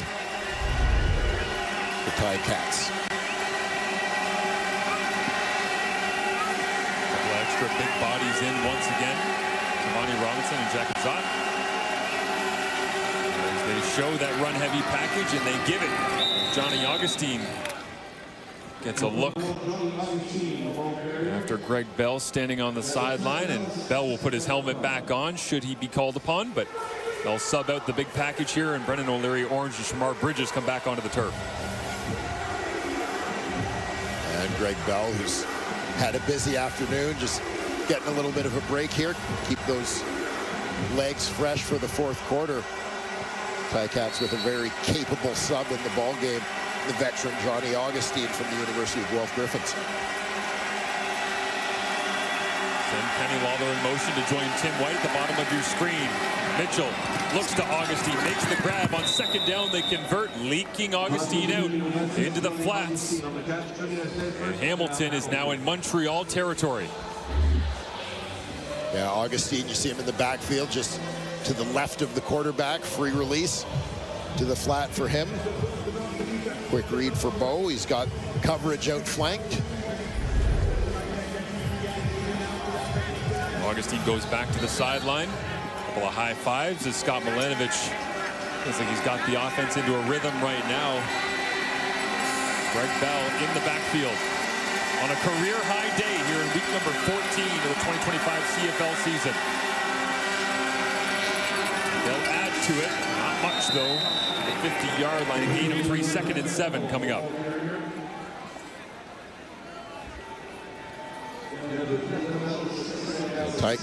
Hamilton Tiger Cats been effective here in mixing it up a little bit. Heavy dose of run, but a lot of different looks, whether it's changing up the personnel, changing the blocking scheme up front, as well as changing that point of attack.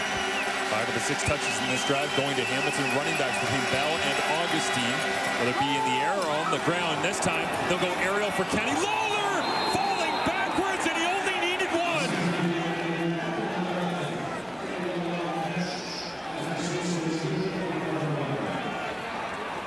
The flag comes out, and Lawler looks confused. Did they call offensive pass interference?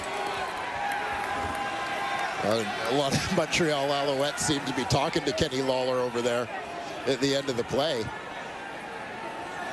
Offensive pass interference. Hamilton, number 89.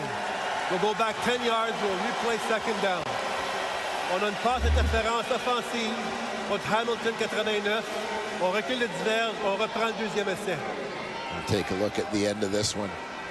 Yeah, you could see a grab there, a tug on the back of the jersey. Watch right hand of Lawler.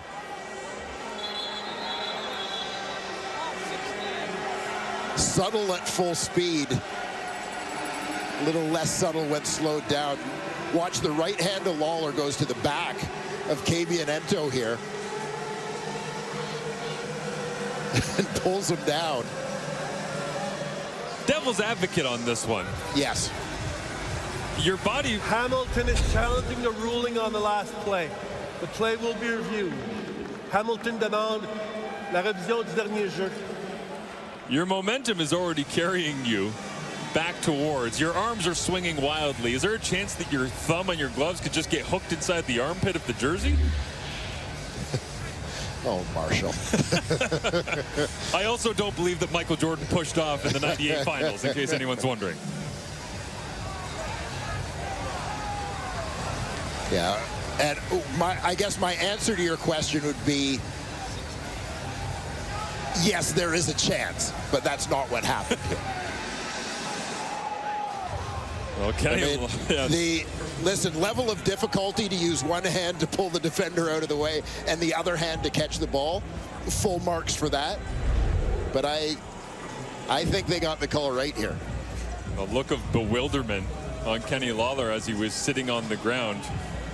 Explained it all, but the referee, Ben Major, has the call from the CFL Replay Center. Upon further review, the ruling on the field stands. Hamilton loses their challenge and their first team timeout. Suite à la révision du jeu, le jugement sur le terrain maintenu. Hamilton perd sa demande de reprise vidéo et perd un premier temps d'arrêt, pardon. Ça va être 2e essai. Unbelievable. Look at that shot from a photographer's camera on the sidelines. They got the shot. Bo Levi Mitchell took one, but it didn't pay off. Now 2nd and 16 after the penalty.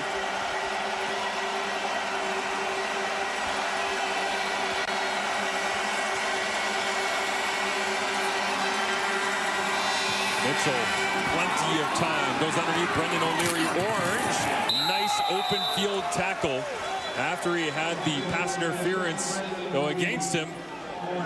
Ento steps up in the open field and finishes off what looked like a promising Hamilton Tiger Cats drive.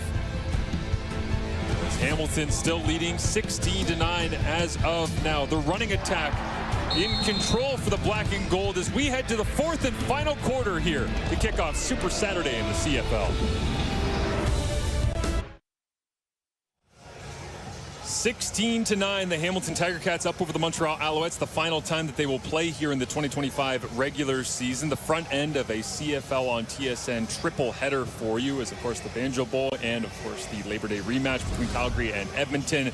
It's been a long time since Hamilton's been able to close one out here. Bo Levi Mitchell, not a huge fan of playing here. Calgary, or his time early in Hamilton. So now you get an opportunity to finish this out. It feels like he's going to lean on his backs the way he has all day. Well, it would just make sense if it ain't broke, don't fix it. The running game has been terrific for the Hamilton Tiger Cats throughout this football game, and you know the way they have even added some wrinkles to it here in the second half of the game to allow that continued success has really stood out. And meanwhile, eat up the clock, right? I mean, Montreal has 26 passing yards in this football game. The Alouettes don't seem to be in a position to get the ball down the field quickly. So the more time you can take off the clock, it becomes that much more advantageous for the black and gold. Greg Bell in the running game will have to wait. As Constantino and Max James Fletcher Jr. deep back inside his own end. And again, it's one of those little plays that doesn't seem all that significant, but the difference for your quarterback between inside your 5, especially when you're struggling for passing yardage, and being all the way out past the 15 is massive. As the next 2 games coming up for you, AJ Ouellette, Trevor Harris, and the Saskatchewan Roughriders will go up against the Winnipeg Blue Bombers. Brady Oliveira not getting a lot of love last week, trying to figure that out in the Banjo Bowl. And then Calgary against Edmonton as Cody Fajardo and the Elks try to bounce back from what was a difficult performance. You were there, you saw it in person, you were calling that one. I sure was, yeah. The Calgary Stampeders continuing their winning ways, as they have to try and keep pace with the Saskatchewan Roughriders. A couple of great matchups for you here on Saturday as James Morgan looks down the field, and 26 passing yards on the day and nearly doubles it on a single throw. Yeah, nice chunk there. Finding Austin Mack. Gets down low to pick up this ball. This one goes for a gain of 21. As Morgan rips it over the top of coverage. And maybe a little bit of life. The Montreal offense, if they start to believe here in the fourth quarter, as they fake the inside run, then give the pitch to Travis Tice. Makes 2 men miss, then a third, and is tackled at the 45-yard line, a gain of 7.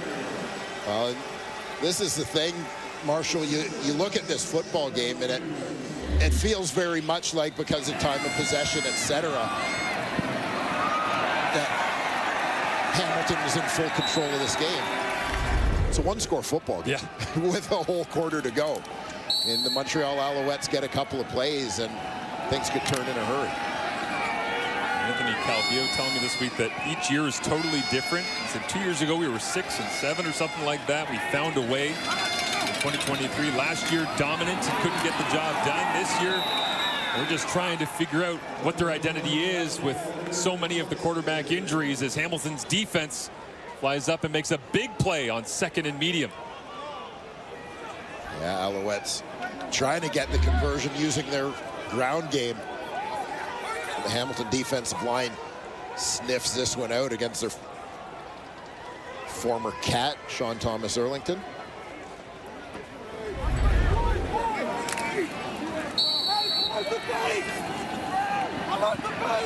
Mario Kendricks watching on here as Tiger Cats will get possession back and try to grind a little bit of clock. Phillip Brooks ready to return, the lone returner standing back.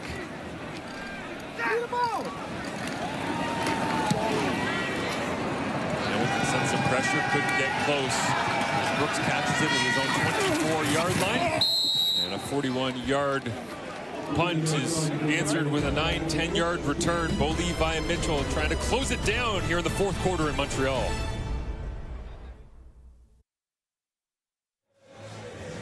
Hamilton Tiger Cats sitting at 6-5 on the year, and 30-plus points in 6 games this year. 23-plus in all but one. That was the game that they laid a bit of an egg against Saskatchewan. But coming up next week, a big game for the organization, right?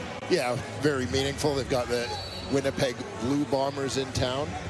A game that they're dedicating to their general manager, Ted Gervais. Team Ted. League-wide support has been outstanding, and will continue at Hamilton Stadium next week is Bo Levi Mitchell on the delayed blitz by Tyrese Beverette. It's best on best. Bo Levi Mitchell telling me last year he thinks Beverette is the best player, perhaps the entire CFL, any position. And Beverette moving around behind that upright. Going to pick his gap on the blitz. Fullback crosses, and there he goes. Untouched, just delays it. Doesn't get accounted for in that blocking scheme. Bo just getting down to protect himself. How fast Tyrese Beverette recognizes that he's free and then fires. No chance for Mitchell. Leads to 2nd and 16 underneath. Tim White tackled in the open field by Lorenzo Burns, and immediately Hamilton's offense goes backwards, and the Alouettes, trailing by a score, will get the football back inside 11 minutes remaining in the 4th. Yeah, you get into those 2nd and longs. See it all the time in the Canadian Football League. Defense is just going to sit off. They'll let you have that completion as long as it's in front of them. Burns doing exactly as he should, coming up and securing that tackle in front of the sticks.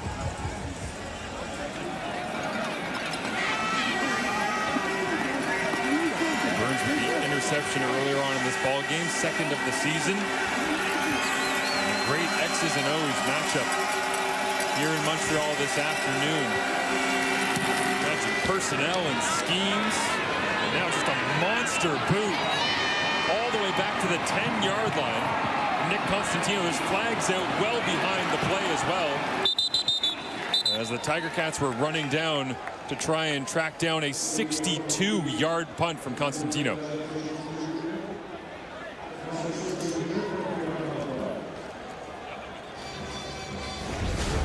The U.S. Open continues today with the women's final at 4 Eastern, 1 Pacific. You can catch all the action on TSN. Sabalenka against Anisimova coming up after this one, as well as the 2 games to follow us in the Canadian Football League. As the holding call goes against the Montreal Alouettes, and the first penalty Montreal has taken all day long. Proves to be a costly one in terms of field position.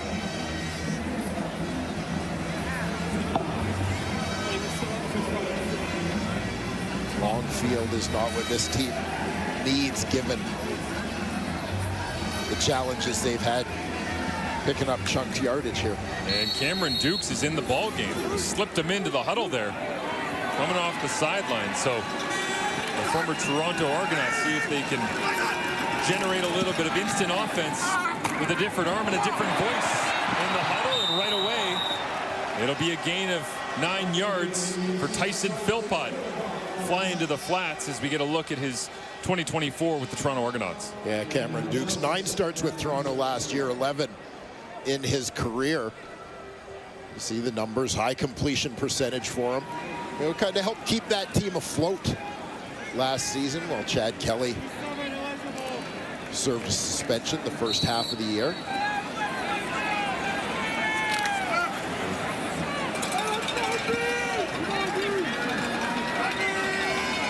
See the hesitation. Cam Dukes headed to the sideline there and realized that the short yardage package was coming in as Travis Tice gets the little end around here. Reggie Stubblefield, the former Alouette, pushed off the pile at the end. But I distinctly remember doing a game here with you early last year when Cam Dukes was the starter, where he was one of the main emphasizing points in how Toronto was able to create some offense and beat the Alouettes. And you got to wonder if that was the kind of impetus to the Alouettes having a little bit of belief that he might fit in what they want to do. Yeah, and, you know, Duke's been here for a few weeks now. He came in after the McLeod Bethel Thompson injury. So a little bit of time to learn the system, and, you know, as mentioned, Cameron Dukes in his 3rd Canadian Football League season. So, you know, that understanding certainly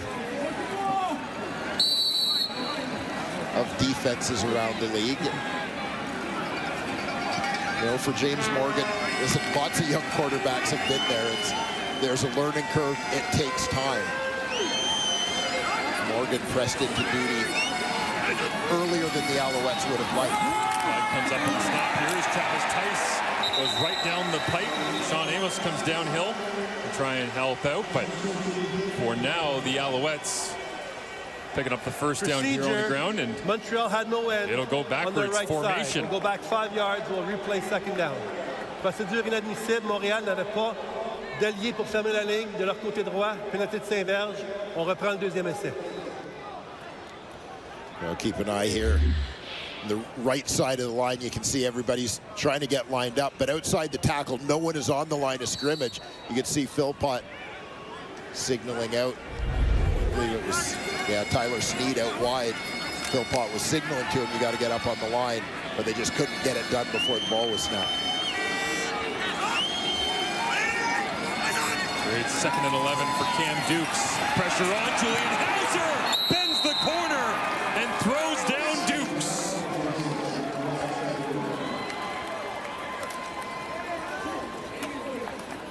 This is what happens when you find yourself in 2nd and long.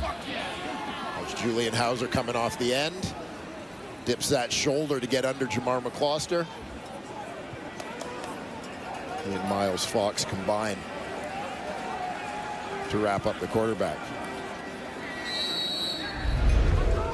Both being able to finish off the play, but dramatically different celebrations. Hauser, put my head down, go to the sideline. Fox loves to celebrate, loves the energy from the Tiger Cats defense, so that backs them up. The Alouettes, and Cam Dukes goes back to the sideline to look at things. No fault of his own that time from right tackle Jamar McCloster being unable to protect him. It's now Brooks with a flag out. Gets pushed out of bounds at the Montreal 50-yard line. Julian Hauser, multi-sport athlete, super athletic, signs back in Hamilton after a trip to Calgary in free agency and makes the big play here in Montreal. The hit HBO original docu-series is back with an unprecedented all-access look at one of the NFL's top teams. Hard Knocks training camp with the Buffalo Bills is now streaming only on Crave. Have you been watching, Mark? Have I been watching? Have you stopped watching? I can't stop. I crave it. I know you love you some Bills. Just a short trip down the road. Levi Mitchell, pressure off from the wall. Uguak, and Kenny Lawler had to jump backwards. Try and make that grab. Stretched out those long arms of 89, but just couldn't hang on. I get another look. Right here, ball just a little bit to the inside. As you see the reaction of Davis Alexander on the sidelines, there has been a lot of interaction between he and Kenny Lawler over the course of this ball game. Little chatter. I don't think Davis is doing himself any favors in signing Kenny Lawler in future free agencies here today. As this on Lawler in between traffic, and it's dropped. And a little fuel to the fire for Davis Alexander, trying to fire up the Montreal sideline here, trailing 16-9. Yeah, this one in traffic, a few waving arms right in front of the ball. Just before it gets there, you saw the distraction of Tyrese Beverett, and Lawler just unable to pull it in.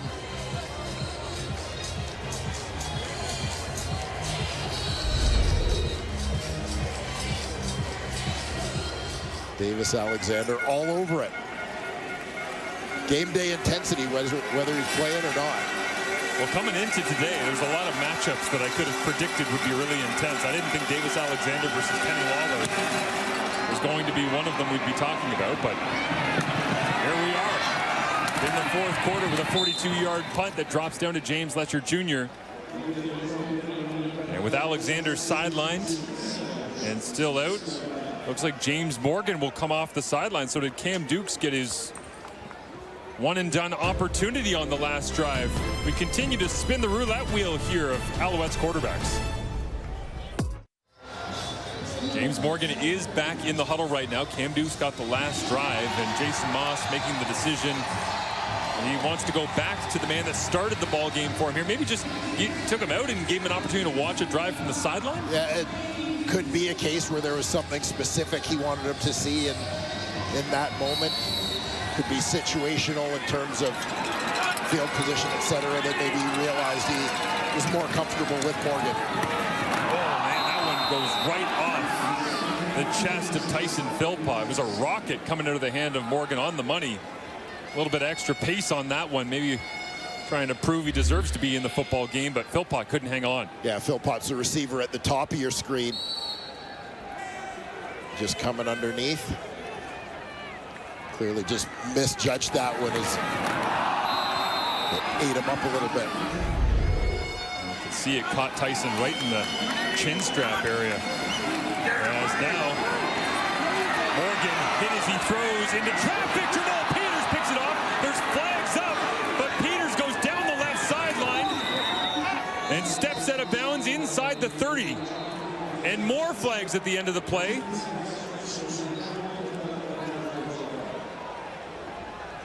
As all sorts of battles going on between these two East Division rivals, and the last time they'll see each other until the playoffs.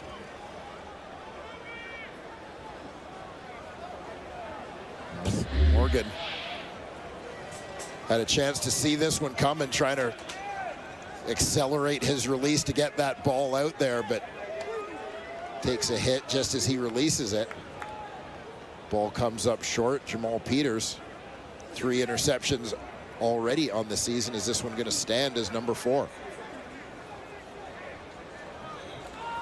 There are 2 penalties on the play. Major foul roughing, crackback, Montreal, number 85.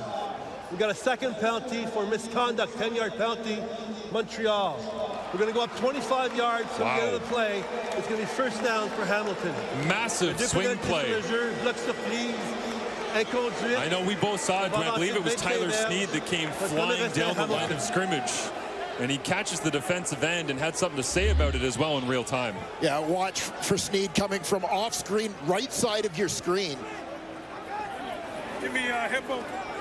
And just ear holes the defensive end, Osai. And again, and here you'll see it, Sneed 85 coming into the picture. That outside in blindside block.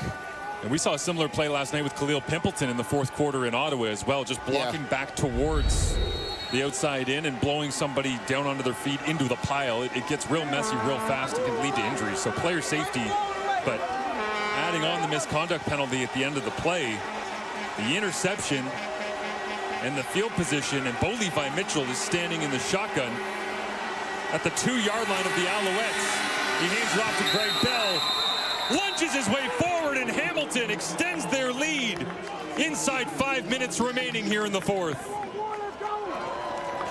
Nice reward for Greg Bell, who's had a strong day here in the Hamilton Tiger Cat offense.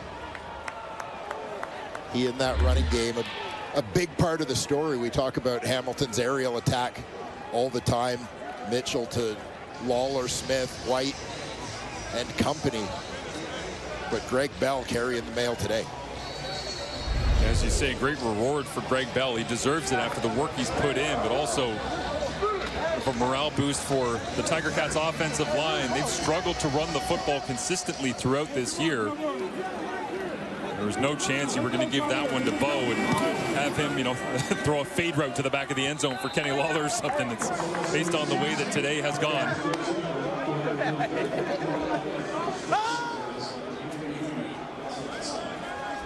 23-9. As we get another look at the interception by Jamal Peters off of James Morgan. Yeah, Morgan just trying to make something happen, trying to get his team back in this football game. Knows the hit's coming, makes that throw just as he takes a shot.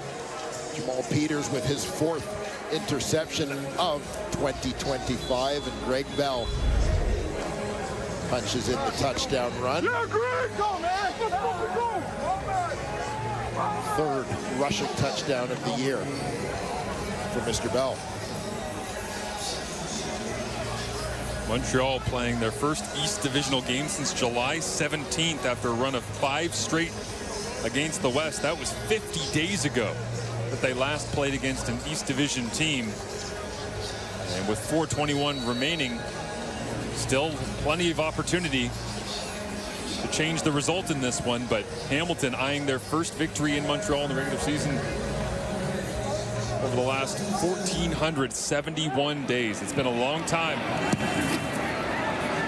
Alouettes have had a big stretch of success here at home, especially in 2024 against pretty much everybody, but now going backwards once again. Special teams coverage down the field. Malik Hall making his CFL debut, the defensive lineman, in helping to wrap up Fletcher Jr. on the return. And Malik Hall has been a nice addition to the Ticats special teams unit. I've noticed him a couple times today between coverage and blocks in the return game. Love that. Brian Cole II, the first to get there. And who brings Malik Hall and Brian Cole II together? Tyler Turnowski. Get over here. Celebrate this thing.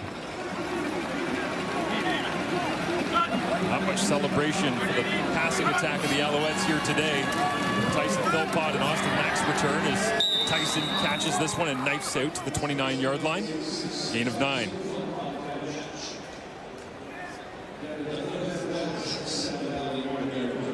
Alouettes.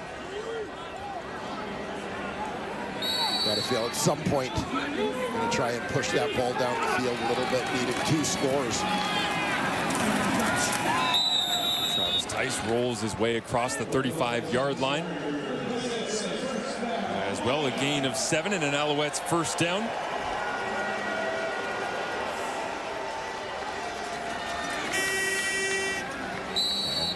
Here you see going with a little bit of a tempo offense.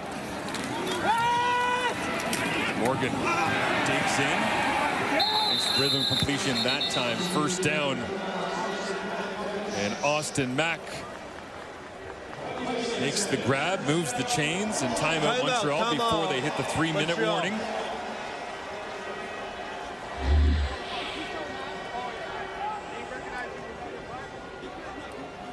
Austin Mack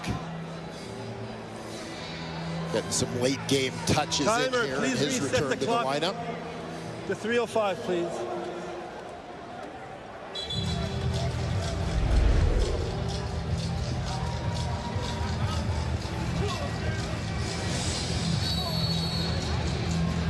The Montreal Alouettes, at what point will they open it up?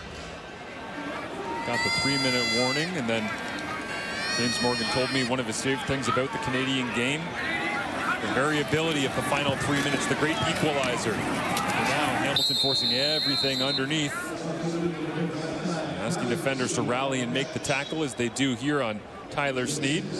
And we have officially hit the 3-minute warning as the Tiger Cats looking to advance to 7-5 on the season here on the road in Montreal. Scott Milanovic and the Hamilton Tiger Cats, difficult loss back on Labor Day Monday. And of course, you have the big week leading into the Labor Day Classic. And the second that game ends, your focus turns to the next game because it comes in short order. Bo Levi Mitchell telling me this week that the mood in the Tiger Cats locker room was almost somber for a day or two. Usually you can lick your wounds and make your way back. They didn't have that chance. Quick turnaround. They've done a good job here against the Montreal Alouettes as Reggie Stubblefield, the big thump, and turns back to his former sideline in Montreal. Yeah, big hit. Stubblefield injured the first game last season, missing the rest of the year. Start of this year as he recovered from a knee injury. But the Tiger Cats recognizing the value of a healthy Reggie Stubblefield, signed him in free agency. And to the point of Bo Levi Mitchell saying quick turnaround, Brett Monson this week said we essentially took a week and we smashed it into one practice. Yeah, very true. Monday to Saturday for the Cats. Morgan gets another one out to Cole Speaker. Interesting in this matchup, just talking about that time between games, is Montreal, of course, one of 3 teams that didn't play Labor Day weekend. So 2 weeks, 14 days rest for them since their last outing. As Jamar McGloster rolls out of his stance.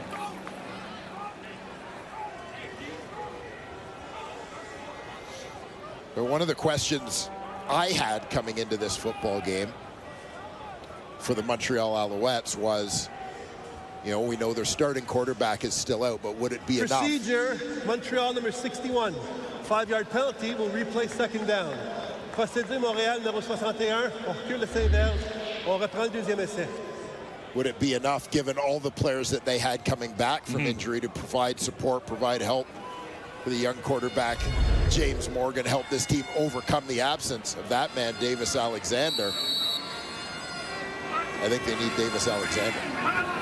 I would agree, as Morgan gave it his best for the last couple of games, but this one, looks like they'll signal incomplete. Oh no, do they actually say it's a catch? Yeah, they'll spot the football. And it'll be a first down, so a conversion on 2nd and long here for the Alouettes. Well, keeping their hopes alive. They've taken over a minute off the clock so far on this possession. Grab by Sneed. 10th play of the drive. Ball's out. Julian Hauser got his hand on it again, and it's still rolling around. And the big man, Fox, is all over it. Hamilton has possession.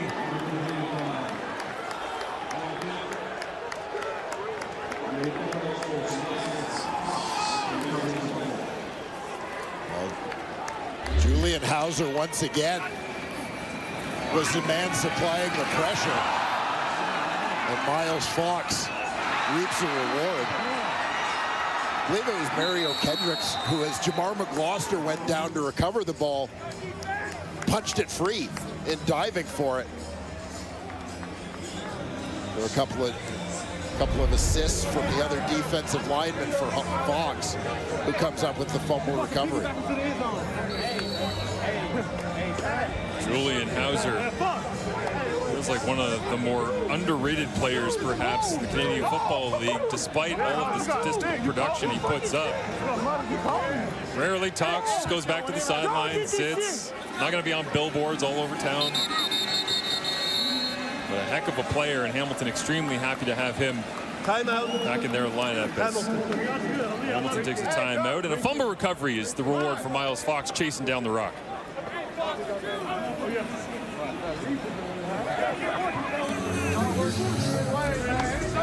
Yeah, all smiles from that Hamilton defensive line. That was the updated standings. BC, at least the current standings, I should say, that the BC Lions sitting there when it comes to the crossover in the East Division. How it looks right now. Edmonton up against Calgary coming up as part of the doubleheader remaining after this football game is done in a couple of short minutes. And Greg Bell continues to add on to his day.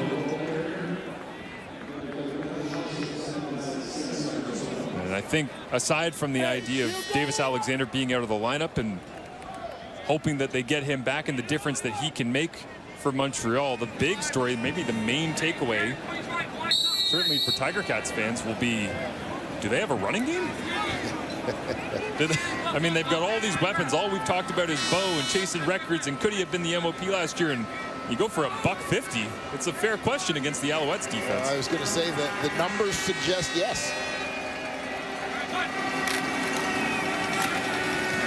A delay here, and Greg Bell trying to follow Kenny Lawler around the corner. Nice design that time from Hamilton to slow play it, and they get a first down. Big rushing conversion, but what else is new?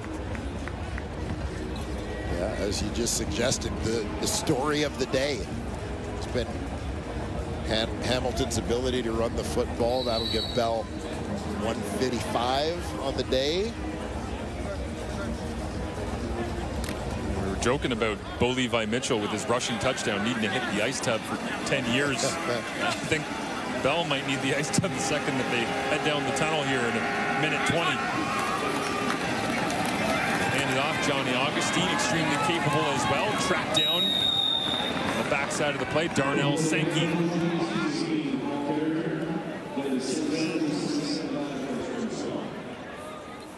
Yeah, Ticats not quite able to get the edge on We got that a timeout, Montreal.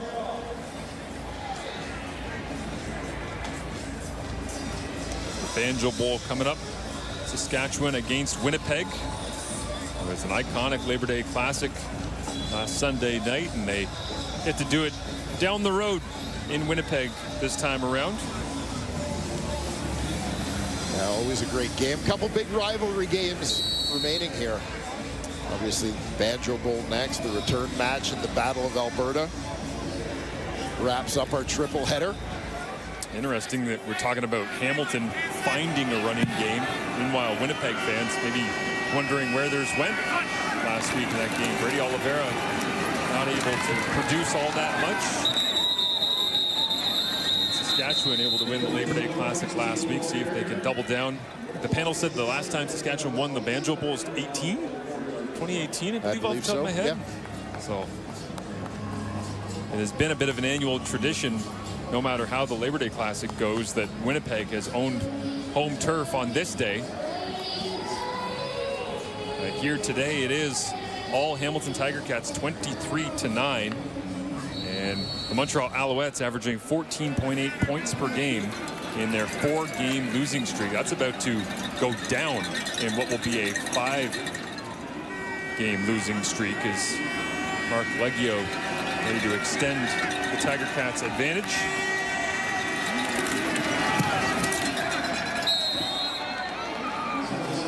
And the trend continues for the Hamilton Tiger Cats. 23 points or more in all but one game so far this season, and it was against those Saskatchewan Roughriders that will be playing in the Banjo Bowl coming up next.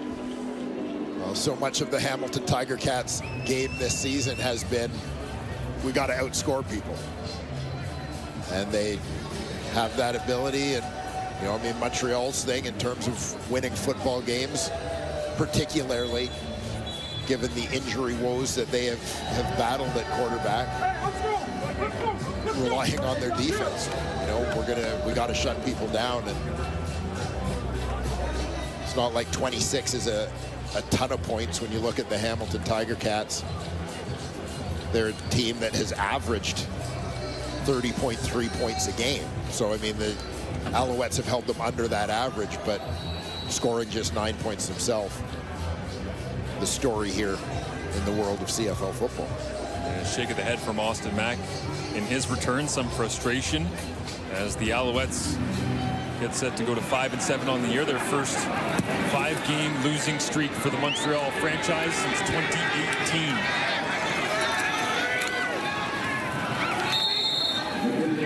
Fletcher Jr. returns this out as we get another look at the Hamilton running game, and yeah. During the return, holding Montreal number 34. It's a 10-yard penalty. It's going to be first down for Montreal. Pendant le retour, retenu, Pretty much says it all, doesn't it, right there? Yeah. We saw the numbers of Greg Bell. Remember, Tim White had a long run in the first half as well. Bo Levi Mitchell with was due for his once-a-decade touchdown scamper. Hamilton averaging 72.3 rushing yards per game coming in. They're not real good at numbers, but they double, triple. It's a lot. They found a way today, and there will be lots of film to watch for Nolthorpe and the defense. And again, keep in mind, strong message sent in terms of the running game here today. It makes you wonder if these two teams meet down the road, East semifinal, East final. This film will be just ripped apart for them to sort out the good, the bad, and the ugly. Travis Tice, stiff arm in the open field, puts the shoulder down. Come on, man. Yeah, Marsh, as you talk about that playoff picture, reminder that this is the second and final game between these two teams, so a sweep of the season series for the Hamilton Tiger Cats.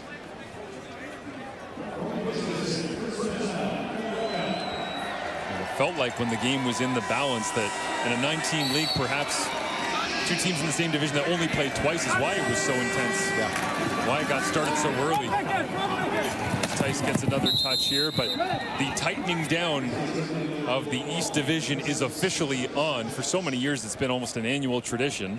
Last year, East had great success against the West. This year, it's reverted back the other direction, and East Division teams, for the most part, kind of splitting their matchups. 2 games to 1 or 1 game to 1, and in a spot now where there's no doubt the head-to-heads will feel like playoff games. And you know that Hamilton will want to get a victory against Toronto to settle that score from the Labor Day Classic on Monday. They'll play October 4th for the 3rd and final time this season, and who knows, by that point, Toronto might be right there 1-2 with Hamilton in the division. Yeah. Yeah, we talked coming into this week about how things have tightened down in the East. You know, and the Montreal Alouettes, no doubt, looking over their shoulders with the Ottawa Red Blacks and Toronto Argonauts both having won their most recent outings. There's .2 on the clock officially here inside the stadium. And James Morgan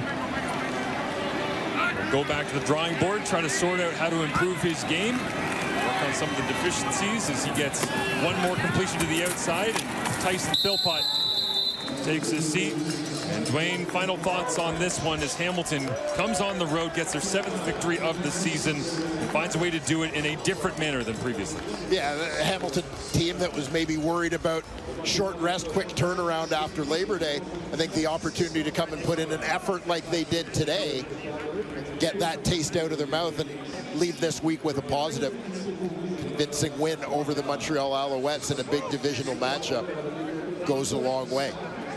Well, fitting that Bo Levi Mitchell, first rushing touchdown in forever on a day where the Tiger Cats win in Montreal for the first time in over 1,400 days. Let's keep Super Saturday going. Send it back to the panel with Kate.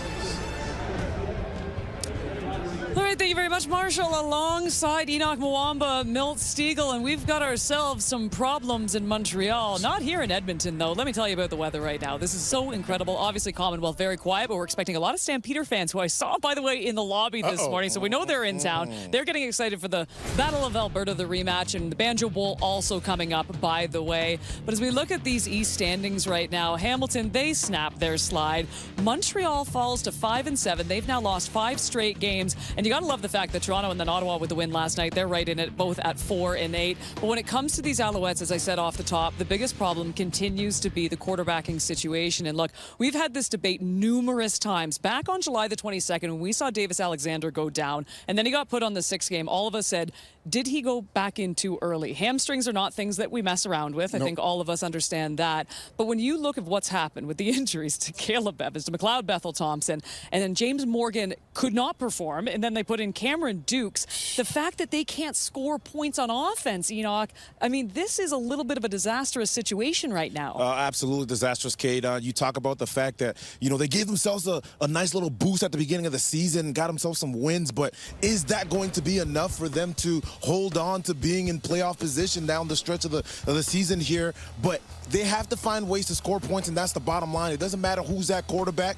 They have to do it together. We came into this game super excited about the fact that Austin Mack is back, about the fact that Tyson Philpott is back on the offense. But guess what? These guys need somebody to get the balls in their hands as well. And so there's no quarterback right now on their roster that's capable of doing that. They have to figure it out because this defense is doing an amazing job. But when you lose like this, you kind of don't even realize that.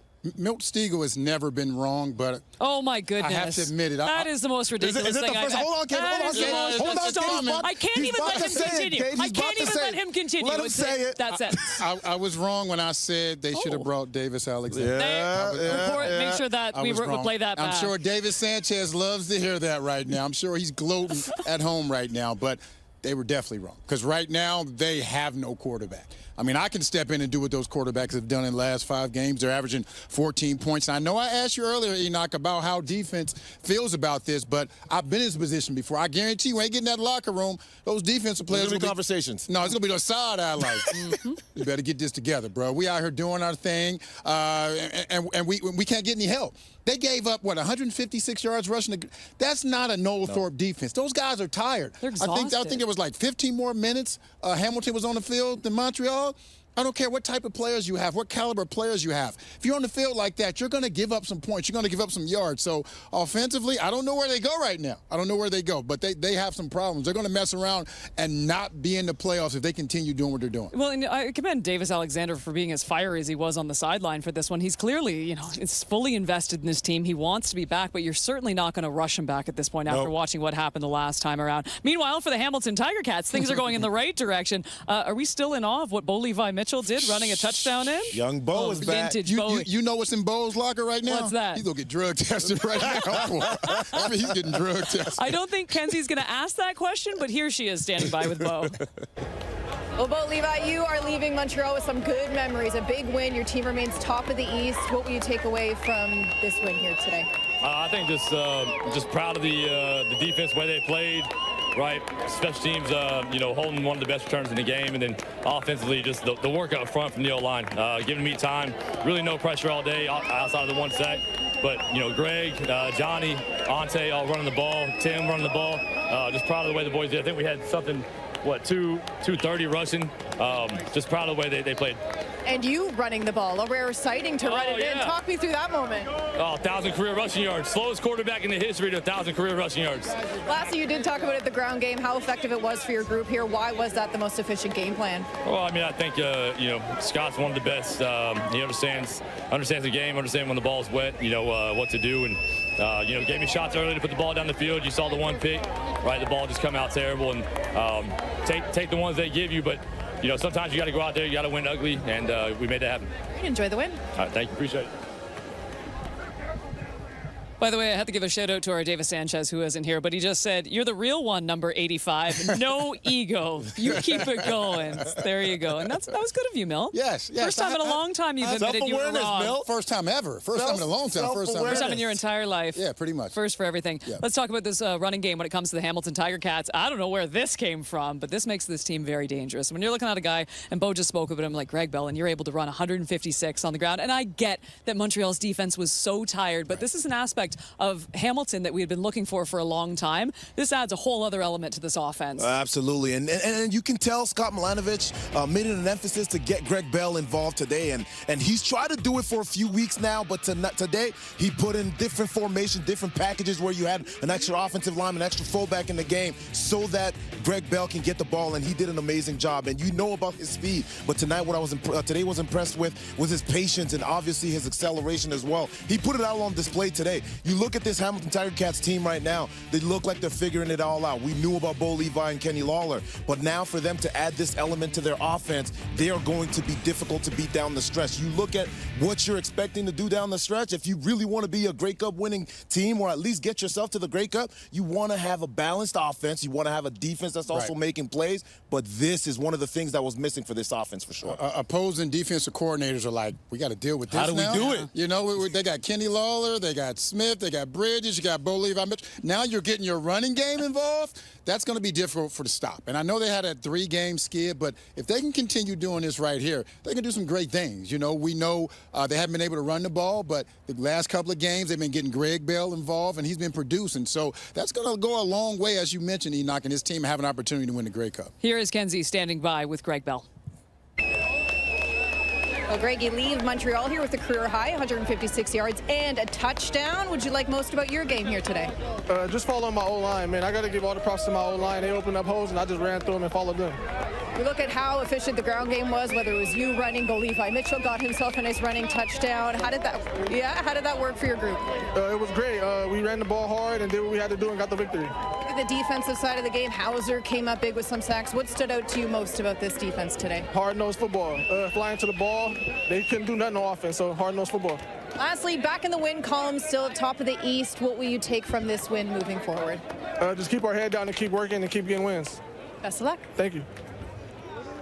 Both running the ball, occasionally catching out of the backfield, but the ground game, I thought they really set the tone early. The offensive line. When it comes to the Hamilton Tiger Cats now and watching this victory, and you guys just spoke about it too. I mean, so you have this incredible receiving core all of a sudden. Your run game is going well. Bo's running in touchdowns out of nowhere. Your defense plays well. When you see the Hamilton Tiger Cats like this, and look, they come off that tough loss to the Toronto Argonauts. Are they the best team in the East right now? They absolutely are at this moment in time right now. They are the best team, and yes, this was a huge win. One, because you're playing against division team, but also these are the guys that were closest to them, and they separate themselves with this win right here, and they're giving themselves a boost. And obviously things are turning around, and there's, like you mentioned earlier, Milt, it's hard to defend this team. How do you attack this team? Where do you go? Do you bring pressure? Bo is going to decipher that. If you don't, you sit back and you make a light box, well, guess what? Greg Bell is going to handle the ball as well. So they are putting themselves in a great situation down the stretch of the season. I don't think it's a question that they are the top team. I think the question comes in,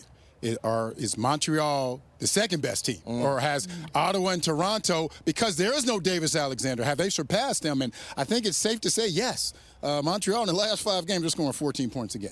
You're not going to win. So if I'm saying who's the best in the East, it goes maybe Hamilton, Toronto, Ottawa, and Montreal is at the bottom. I know when you look at the standings, they're not there, but until they get Davis Alexander back, they're the worst team in the East right now. No, you know what? I couldn't agree more with that. And then I was going to say, too, when it comes to the Toronto Argonauts watching this game, I mean, this is now for the taking, is it not, too? Yeah, I mean, this is a team that at one point we're like, oh, my goodness, what are they going to do? They couldn't get Chad Kelly back. And all of a sudden, you're right there, Enoch. Absolutely. And they are putting points up. And you look at the game that happened last week, it's a big boost in confidence to be able to know that this is the best team in the East. We were able to beat them, so that means that we can actually have a chance in the East. Milt agrees. Very good. I agree. Milt, you know what this is? How have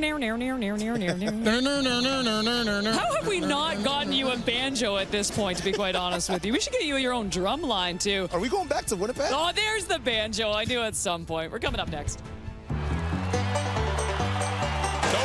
Cuts it back. Touchdown, Saskatchewan. Winnipeg. Shot to the end zone. Touchdown, Dembski. There's Mario Anderson breaking it off. Inside the 10-5. Touchdown, Riders.